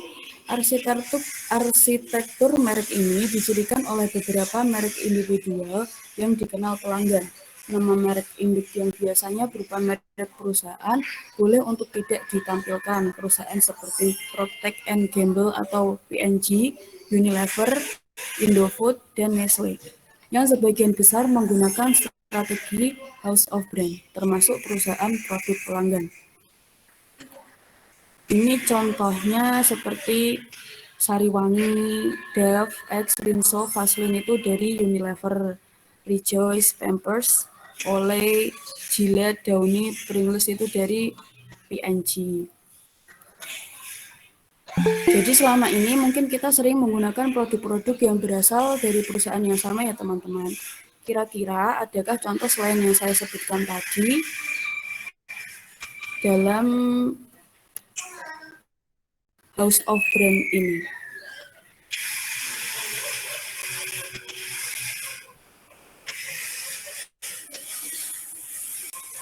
Adakah yang lain? Brand-brand lain? Brand orang tua, tahu saya ada Snacko OPS, sikat gigi Formula, Tenggo, anggur merah, sama Klop. Ya, itu juga adalah salah satu dari house of brand orang tua yang di bawahnya ada Snack Up, sikat gigi Formula, dan lain-lain tadi yang disebutkan. Jadi perbedaan dari branded house dan house of brand ini adalah kalau branded house itu merek utama yang memiliki produksi di bawahnya. Jadi yang biasanya terkenal itu adalah merek utamanya. Kalau house of brand itu yang kuat itu merek produk di bawahnya, seperti tadi yang kuat itu adalah Rinso-nya daripada Unilever-nya. Jadi satu perusahaan punya produk atau merek yang berbeda-beda. Next, Pak.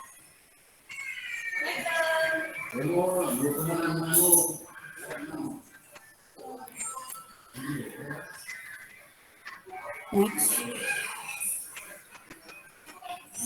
Yang ketiga adalah endorse dan sub-brand. Submerek merupakan bentuk yang sangat populer dari perluasan merek di mana produk baru membawa kedua nama merek induk dan nama baru, seperti Apple iPad, Toyota Yaris, dan Sony PlayStation. Jadi, pada jenis ini, perusahaan memasukkan nama perusahaan dalam kemasan produk sub-brand yang dipasarkan. Sebagai contohnya adalah Denkau. Pada kemasan Denkau pasti dicantumkan logo Nestle, dan atau biasanya dalam bentuk diproduksi oleh PT Nestle, bla bla bla bla. Dan yang lain adalah contoh dari Cadbury. Pasti ada logo Cadbury dalam kemasan coklat seperti Dairy Milk dan lain-lain. Merek endorsing memberikan persetujuan terhadap keanekaragaman produk yang dikelompokkan dalam merek produk. Keuntungan dari strategi ini adalah kebebasan bergerak yang lebih besar dibanding strategi merek induk atau branded house. Terima kasih, cukup untuk penyampaian materi saya pada siang hari ini. Terima kasih atas antusias dan perhatian dari teman-teman semua. Semoga apa yang saya sampaikan bisa bermanfaat. Saya kembalikan lagi kepada moderator. Assalamualaikum warahmatullahi wabarakatuh. Baik, terima kasih untuk Kak Ocha atas materi yang telah disampaikan. Selanjutnya untuk pemateri kedua yaitu ada Kak Devika Atika Faradila yang saya akan bacakan kurikulum vitae-nya. Jadi untuk pemateri kedua ini yaitu Kak Devika Atika Faradila, biasa dipanggil Kak Devika, lahir di Kudus pada tanggal 18 Juli 2001, asal sekolah SMA Muhammadiyah Kudus. Hobinya jajan everywhere and every time. Lalu pengalaman organisasinya sebagai pengurus KSR PMI Unit Universitas Muria Kudus. Lalu Kak Devika ini memiliki usaha seperti usaha roti yang kalian bisa cek di Instagramnya yaitu dessertin.id.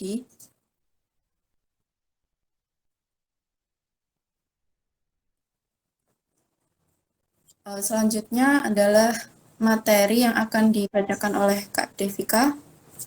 Silahkan Kak Devika untuk menjelaskan materinya.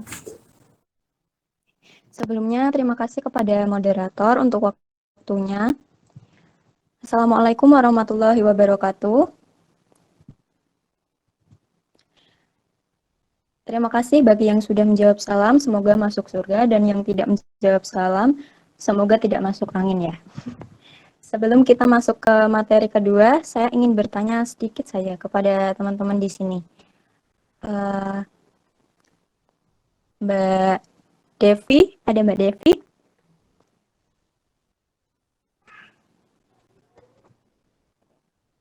Mbak Devi, ada ya? Mbak Afik deh, Mbak Afik. Halo Mbak Afik. Mbak Afik gak ada. Mbak Afik, gimana kabarnya Mbak Afik? Puasa ya? Iya. Puasa nggak Mbak? Meskipun vibes-nya sudah pengen liburan ya kayaknya, kita bisa yuk kita ke konsen sedikit ke materi siang hari ini. Oke. Nah, teman-teman, materi kedua ini yaitu tentang portofolio merek dan hierarki merek. Sebagaimana dijelaskan di awal tadi bahwa portofolio merek dan hierarki merek juga merupakan konsep utama dalam arsitektur merek. Nah, ini peranan portofolio merek. Portofolio merek adalah sekumpulan merek-merek yang dimiliki suatu perusahaan. Bagaimana portofolio merek dikelola terkait pada isu strategis dari arsitektur merek, segmentasi pasar, serta branding produk dan branding perusahaan. Portofolio merek meliputi semua merek yang dijual oleh suatu perusahaan dalam sebuah kategori produk. Portofolio merek harus dapat meningkatkan dan memaksimalkan ekuitas merek. Setiap merek dalam portofolio merek tersebut jangan sampai membahayakan dan menurunkan ekuitas merek satu sama lainnya. Perusahaan biasanya memiliki beberapa merek atau yang disebut multiple brand dalam satu kategori produk. Alasan utamanya adalah cakupan pasar. Merek yang beragam ini dipelopori oleh General Motors. Namun kini banyak perusahaan memakai strategi branding, demikian seperti Procter & Gamble atau P&G, Unilever, Nestle, Indofood, dan lain sebagainya. Hal ini memungkinkan perusahaan mengejar segmentasi harga yang berbeda, saluran distribusi yang berbeda, batasan geografis yang berbeda, dan sebagainya. Untuk itu, perlu direncanakan pemilihan segmentasi pasar yang relevan. Nah, berikut adalah beberapa peranan yang dimainkan oleh portofolio merek yang menjadi alasan yang mendorong perusahaan memiliki merek beragam dalam satu kategori produk. Yang pertama, untuk menarik segmen pasar tertentu yang tidak sedang digarap oleh merek lain dalam suatu perusahaan. Sebagai contoh, Unilever mengeluarkan merek Lifebuoy sebagai sabun kesehatan. Di samping itu ada merek Dove and Look yang merupakan sabun kecantikan dan menargetkan wanita sebagai sasaran utamanya. Yang kedua ada sebagai flanker dan melindungi merek unggulan. Flanker memiliki arti harfiah yakni pelindung atau pejuang. Tujuan dibuat flanker ini adalah untuk menciptakan poin persamaan yang kuat dengan merek persaingan sehingga merek unggulan dari perusahaan tersebut dapat mempertahankan posisi yang diinginkan. Yang ketiga ada sebagai cash cow dan diperah untuk mendapatkan keuntungan yang banyak. Beberapa merek dapat dipertahankan meskipun penjualan berkurang karena merek tersebut masih memiliki pelanggan dan tetap dapat untung meskipun tanpa dukungan pemasaran. Contohnya seperti Toyota masih menjual merek lama seperti Kijang karena merek ini tidak selalu mengalihkan pelanggan pada merek Toyota lain. Dan perusahaan pun mendapatkan keuntungan lebih mempertahankan merek daripada menghapusnya. Yang keempat, sebagai produk low end entry level untuk menarik pelanggan baru. Banyak merek memperkenalkan ekstensi lini atau varian merek dalam kategori produk. Dalam kategori produk tertentu dengan harga yang kualitas yang bervariasi. Submerek ini menaikkan asosiasi dari merek lain sekaligus membedakan merek dalam harga dan kualitas. Merek yang relatif murah dalam portofolio merek sering menarik pelanggan. Untuk yang kelima, untuk meningkatkan kompetisi internal dalam perusahaan.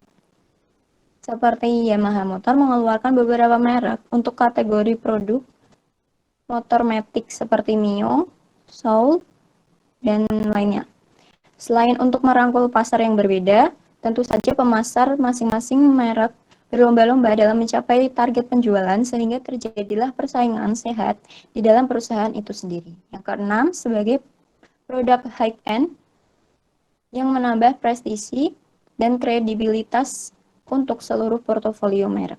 Yang ketujuh, untuk menghasilkan skala ekonomi dalam iklan penjualan merchandise dan distribusi fisik. Yang ke-8, untuk meningkatkan ketergantungan pengecer di toko. Yang ke-9, untuk menarik pelanggan yang telah beralih ke merek lain.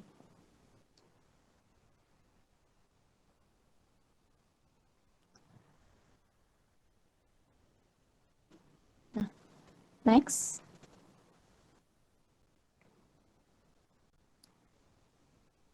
Membangun strategi arsitektur merek memerlukan 3 hal berikut. Langkah pertama yaitu merumuskan potensi merek. Arsitektur merek dapat dibangun melalui perumusan potensi merek dengan memperhatikan karakteristik antara lain. Yang pertama, mengartikulasikan visi merek, yakni potensi jangka panjang suatu merek yang dirumuskan oleh manajemen perusahaan.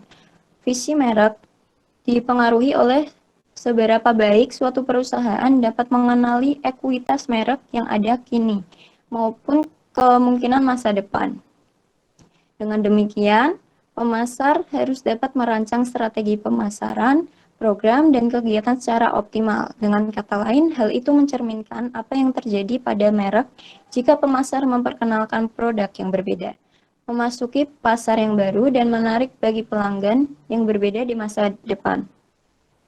Ada banyak cara yang berbeda untuk memperluas merek di seluruh produk dan pasar. Yang kedua, mendefinisikan batasan merek dengan mengidentifikasi produk dan layanan yang harus ditawarkan oleh merek, manfaat yang sebaiknya diberikan, dan kebutuhan yang harus dipuaskan berdasarkan visi dan position merek itu sendiri. Pemasar harus mengevaluasi dalam memperpanjang mereknya secara hati-hati dan meluncurkan produk baru secara selektif. Pemasar harus berhati-hati untuk tidak berlebihan atau mengeluarkan terlalu banyak merek. Setiap merek harus dibedakan secara jelas dan menarik bagi segmen pasar tertentu. Yang ketiga, membentuk position merek dengan menempatkan beberapa kekhususan dalam visi merek yang meliputi pertimbangan akan acuan kompetitif, poin perbedaan, poin persamaan, dan slogan. Untuk langkah kedua, yaitu mengidentifikasi peluang ekstensi merek. Menentukan visi merek, batas-batas, cara position merupakan langkah awal membantu menentukan potensi merek dan memberikan arah yang jelas untuk pertumbuhan merek. Langkah selanjutnya adalah mengidentifikasi produk dan jasa baru melalui strategi perluasan merek yang dirancang dan dilaksanakan dengan baik.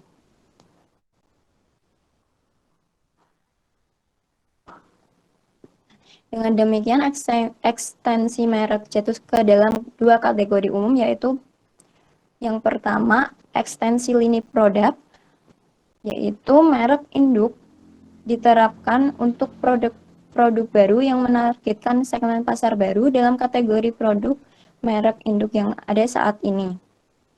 Sebuah ekstensi lini sering menambahkan rasa yang berbeda atau bentuk dan ukuran yang berbeda maupun aplikasi yang berbeda. Nah, teman-teman ada yang tahu contoh mereknya apa?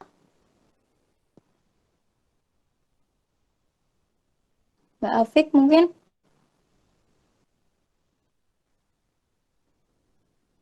Mohon maaf, belum tahu, Mbak. Jika nggak tahu, yaitu seperti sabun Dove yang diperluas hingga sampo, kondisioner, deodoran, dan produk kebersihan tubuh lainnya. Itu ya Mbak Afik. Iya, makasih Mbak Devika. Ya. Yang kedua ada ekstensi kategori produk. Merek induk diterapkan untuk memasuki kategori produk yang berbeda dari yang ada saat ini, seperti televisi Samsung yang diperluas mulai dari mesin cuci, kulkas hingga laptop, dan lainnya. Meluncurkan perluasan merek pada pasar yang semakin kompetitif, lebih sulit mengingat bahwa sebagian besar produk ekstensi baru gagal. Untuk meningkatkan kemungkinan keberhasilan, pemasar harus lebih matang dalam analisis dan pengembangan ekstensi mereknya. Untuk langkah yang ketiga, yaitu membuat branding baru. Ekstensi merek dapat memperluas cakupan pasar dan membawa pelanggan baru. Ekstensi merek vertikal yang memperluas merek dengan jangkau segmen pasar premium adalah sarana untuk kelompok pelanggan baru. Ekuitas merek induk dapat dengan untuk menarik pelanggan baru. Dalam mengembangkan arsitektur merek, memutuskan unsur merek tertentu digunakan produk baru atau A tertentu yang terkait dengan merek. Pertimbangannya seperti nama serta unsur merek lainnya yang perlu diterapkan pada produk baru dengan yang sudah ada di salah satu merek. Next. Nah, untuk yang selanjutnya ada hierarki merek. Hierarki merek merupakan ilustrasi grafis yang berguna menggambarkan strategi branding sebuah perusahaan dengan menampilkan jumlah dan sifat dari unsur-unsur merek umum dan khas dari produk perusahaan. Hal ini didasarkan pada kesadaran bahwa perusahaan dapat memiliki merek dengan cara yang berbeda tergantung pada berapa banyak produk yang baru dan elemen merek yang digunakan dan bagaimana menggabungkan merek-merek untuk setiap produk yang sama. Setiap tingkat memainkan peran tertentu. Sebagai contoh, yaitu ada Astra International, itu menggambarkan strategi branding perusahaan dengan menampilkan jumlah dan sifat dan unsur-unsur merek umum dan khas seluruh elemen merek di antara produk-produk perusahaan. Ada berbagai cara untuk mendefinisikan elemen merek dan tingkah hierarki dengan representasi sederhana dari atas ke bawah sebagai diilustrasikan pada gambar. Nah, ini ada level merek perusahaan.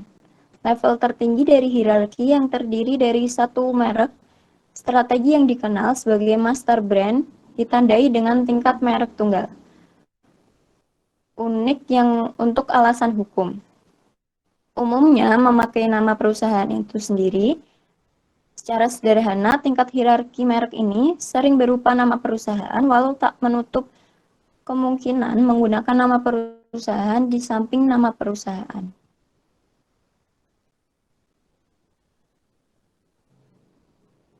Seluruh perusahaan yang mengadopsi strategi branding ini sejalan dengan nilai-nilai merek yang dimiliki. Bank, asuransi, konsta, dan penyedia layanan biasanya mengikuti strategi ini. Di sini reputa terkait dengan ukuran meyakinkan dan kekuasaan. Dengan demikian, citra perusahaan dapat dipertimbangkan sebagai asosiasi pelanggan terhadap perusahaan pembuat produk dan penyedia jasa. Citra perusahaan sangat relevan ketika merek perusahaan memainkan peran penting dalam strategi branding.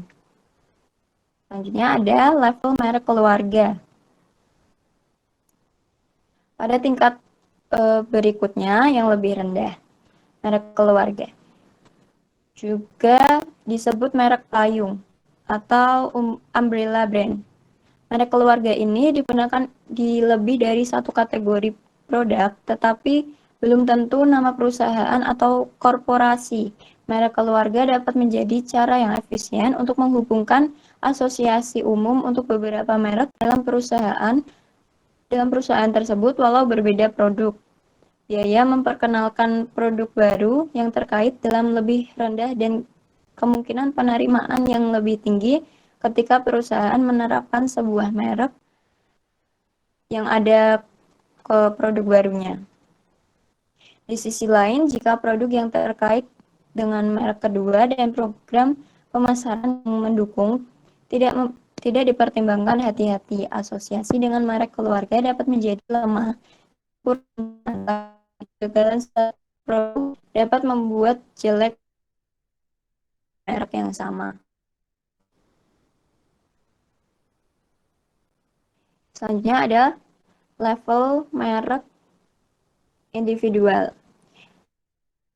Merek individu dibatasi oleh beberapa model, ukuran paket, rasa, dan sebagainya. Misalnya dalam kategori produk makanan ringan, Chiki menawarkan Chiki snack balls, chilled potato stick, dan Chiki coklat stick. Contoh lainnya adalah cream balls dari Unilever yang memiliki merek individual antara lain Magnum, Fizz, Cornetto, Pedal Pop, dan sebagainya.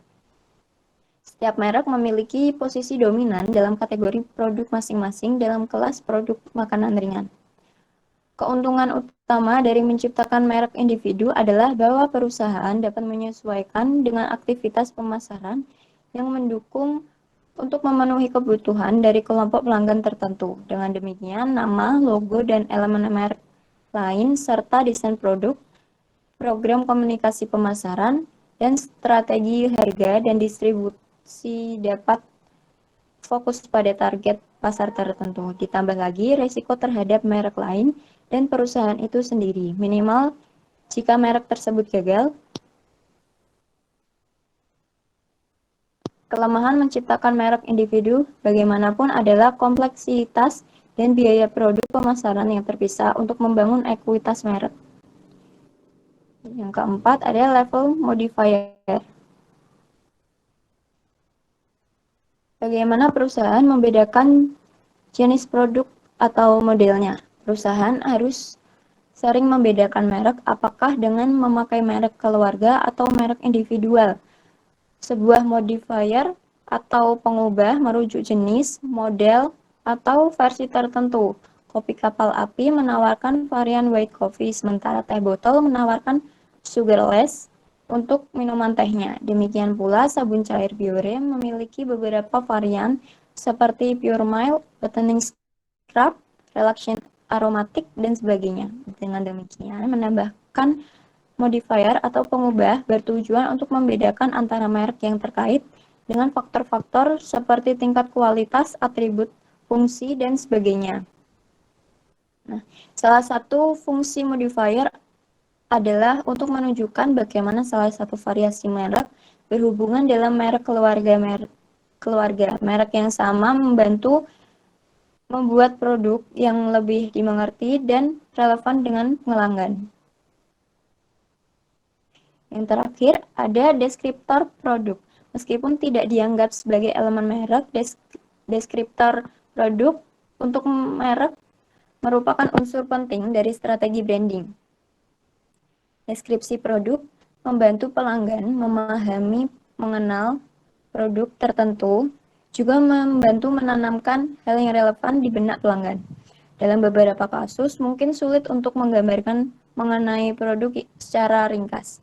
Dalam kasus produk yang benar-benar baru memperkenalkan merek tersebut dengan nama produk yang familiar dapat memberikan keakraban, tapi mungkin dengan mengorbankan pemahaman yang lebih kaya tentang bagaimana produk baru tersebut berbeda dari produk-produk terkait yang sudah ada.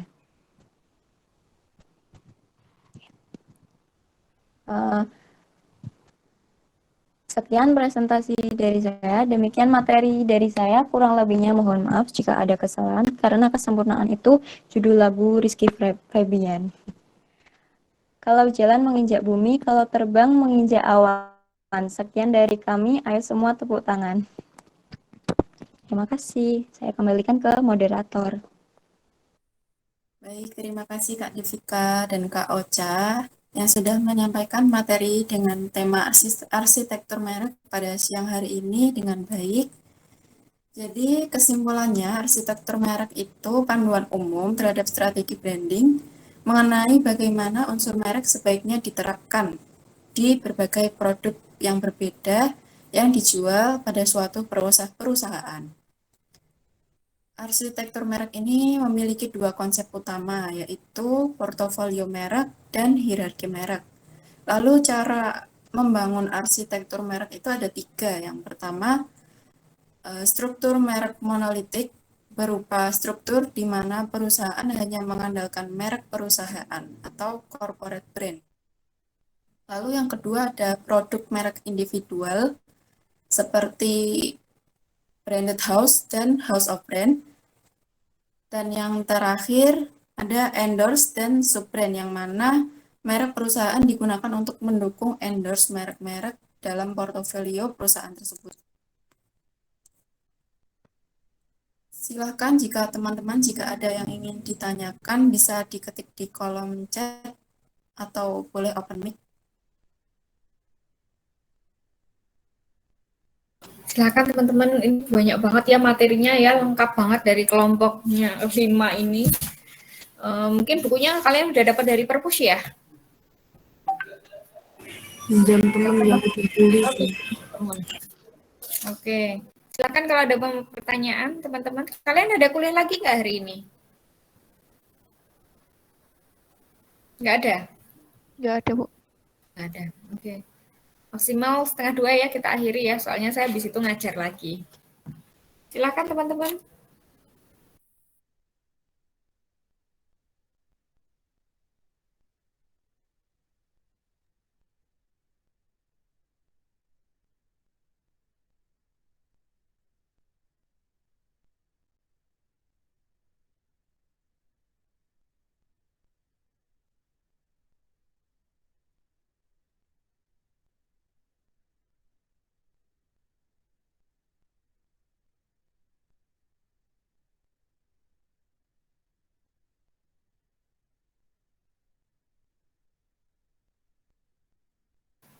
Udah, temenku pada ibadah kali ini, Mbak. Aduh, masih hidup semuanya kan ini? Masih, Bu. Mbak. Masih ya. Oke, teman-teman gini deh, coba teman-teman kesimpulannya apa dari sekian banyak presentasi yang sudah disampaikan kelompok 5, kira-kira ada hal apa yang kalian pelajari dari arsitektur merek? Misalnya, oh jadi saya tahu Bu bedanya kalau yang merek ini tuh turunannya banyak, yang merek ini tuh banyak mereknya gitu. Kalau yang ini mereknya satu tapi turunannya banyak, tapi kalau yang ini tuh rumahnya satu tapi produknya dengan merek-merek yang berbeda gitu. Jadi kalau yang satu itu satu merek tapi produknya banyak gitu ya, tapi yang satunya lagi itu dengan berbagai macam merek yang banyak gitu. Jadi ini adalah cara kita membangun sebuah usaha. Misalnya Aniar punya usaha yang apa Aniar, kamu usahanya Aniar? Ini ya? Apa? Hijab. Yang sekarang hijab. Oh sekarang hijab, dulu kayaknya tanaman itu ya Aniar ya? Ya kan tanam aja itu udah Udah enggak ya? Nah misalnya Aniar satu merek nih, punya satu merek. Tapi satu merek itu ada hijab, ada tanaman, ada lilin terapi, kayak gitu banyak mereknya. Nah, kira-kira menurut teman-teman akan lebih menguntungkan yang mana nih? Kalau apakah satu merek dengan banyak produk, ataukah kita punya banyak merek dalam usaha kita?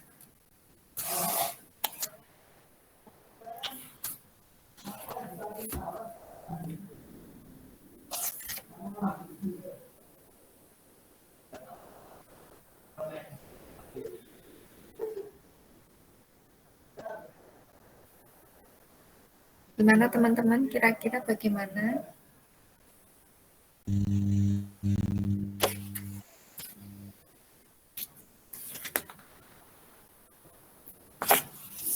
Kalau menurut saya lebih efektif ya satu merek sih, soalnya lebih mudah dikenal gitu. Mudah diingat gitu ya.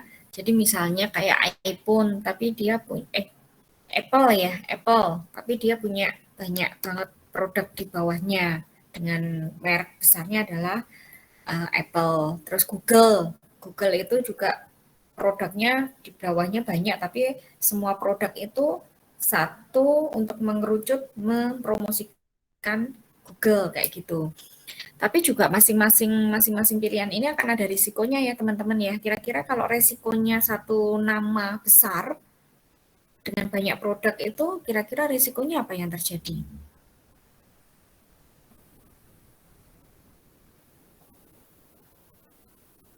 Mungkin kembali ke penjelasan PPT tadi sih, kurang berfokus.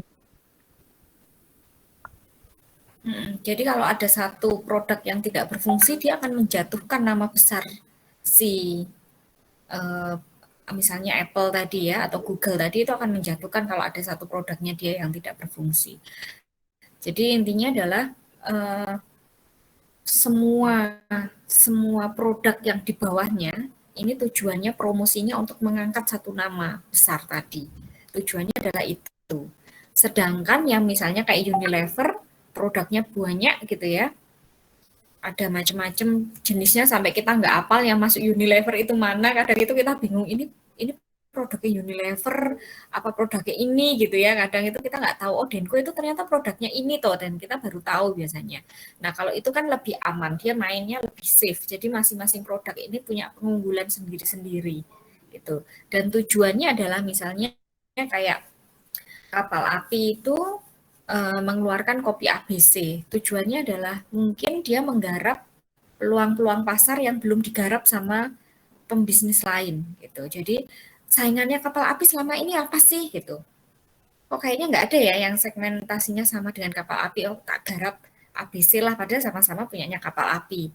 Biar untuk tetap ngangkat nama si kapal api. ABC pasti banyak kekurangannya dibanding kapal api. Tujuannya adalah untuk mengunggulkan produk unggulan yang akan disampaikan sama si perusahaan ini. Terus misalnya kalau satu produk ini tidak berfungsi secara optimal, dia nggak akan mempengaruhi merek Unilever, ya kan? Karena kita nggak tahu perusahaan besarnya ini Unilever. Jadi ini mainnya lebih safe. Nah, untuk kita memutuskan nantinya pada saat kita punya usaha, Bu enaknya ini tak kasih nama brand-brand yang macam-macam, merek yang macam-macam, atau satu brand saja, saya yang besar saya. Nah, itu harus melalui beberapa survei dulu. Ternyata survei pada tahun 2014, merek yang paling besar, paling terkenal dan merajai di tahun 2014 itu adalah Apple. Yang kedua disusul oleh Google. Dan yang terakhir ada Louis Vuitton. Tahu ya, Louis Vuitton itu kan dia ada merek tas dan macam-macam itu. Nah, ternyata di merek-merek besar itu kok kebanyakan yang mereknya yang besar ya, Bu. Bukan yang brand-brand itu ya, gitu. Nah, mungkin ini bisa menjadi gambaran kalian nantinya pada saat kalian akan membangun sebuah usaha atau menjadi konsultan.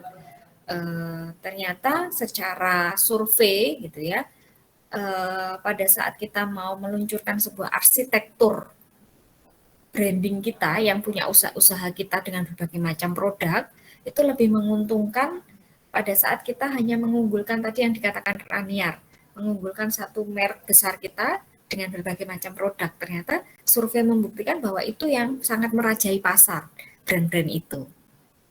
Begitu ya teman-teman ya. Ini seperti ringkasan dari yang sudah disampaikan kelompok 5. Mungkin ada pertanyaan teman-teman?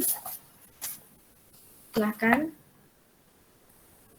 Biasanya kelas B ini paling aktif loh. Saya nggak tahu karena ini sudah beralih tema yang tadinya personal, kalian lebih senang personal branding, terus tiba-tiba, aduh sekarang merek, saya nggak punya usaha dan saya nggak punya barang Bu untuk dipasarkan, jadi males, atau karena ini udah siang, kuliahnya 2 jam lebih, atau karena apa saya nggak tahu ya faktor yang mempengaruhi ya, atau udah kebayang-bayang seladang mudik Bu, gitu.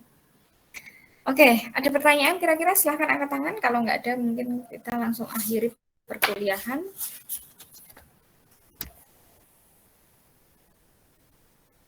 Sepertinya sudah tidak ada tanda-tanda kehidupan ya teman-teman. Oke, kalau gitu sudahlah. Baik, akan saya akhiri. Kayaknya ungkapan hati kalian lebih cepat lebih baik Bu, gitu ya. Selamat menunaikan ibadah puasa ya teman-teman ya. Yang masih kuat puasanya juga selamat menunaikan nanti maghrib. Tapi kalau yang sudah mokel di tengah jalan tadi ya sudah selamat menunaikan mokelnya gitu ya. Ini nggak ada yang mudik ya kayaknya ya. Wajahnya wajah orang dekat semua ya kayaknya ya. Mudiknya ke Singapura sama ke Denpasar. Aduh, Bu. Kenapa Amrina mudik kemana? Ke Temanggung. Temanggung. Oh, itu ya kota dingin.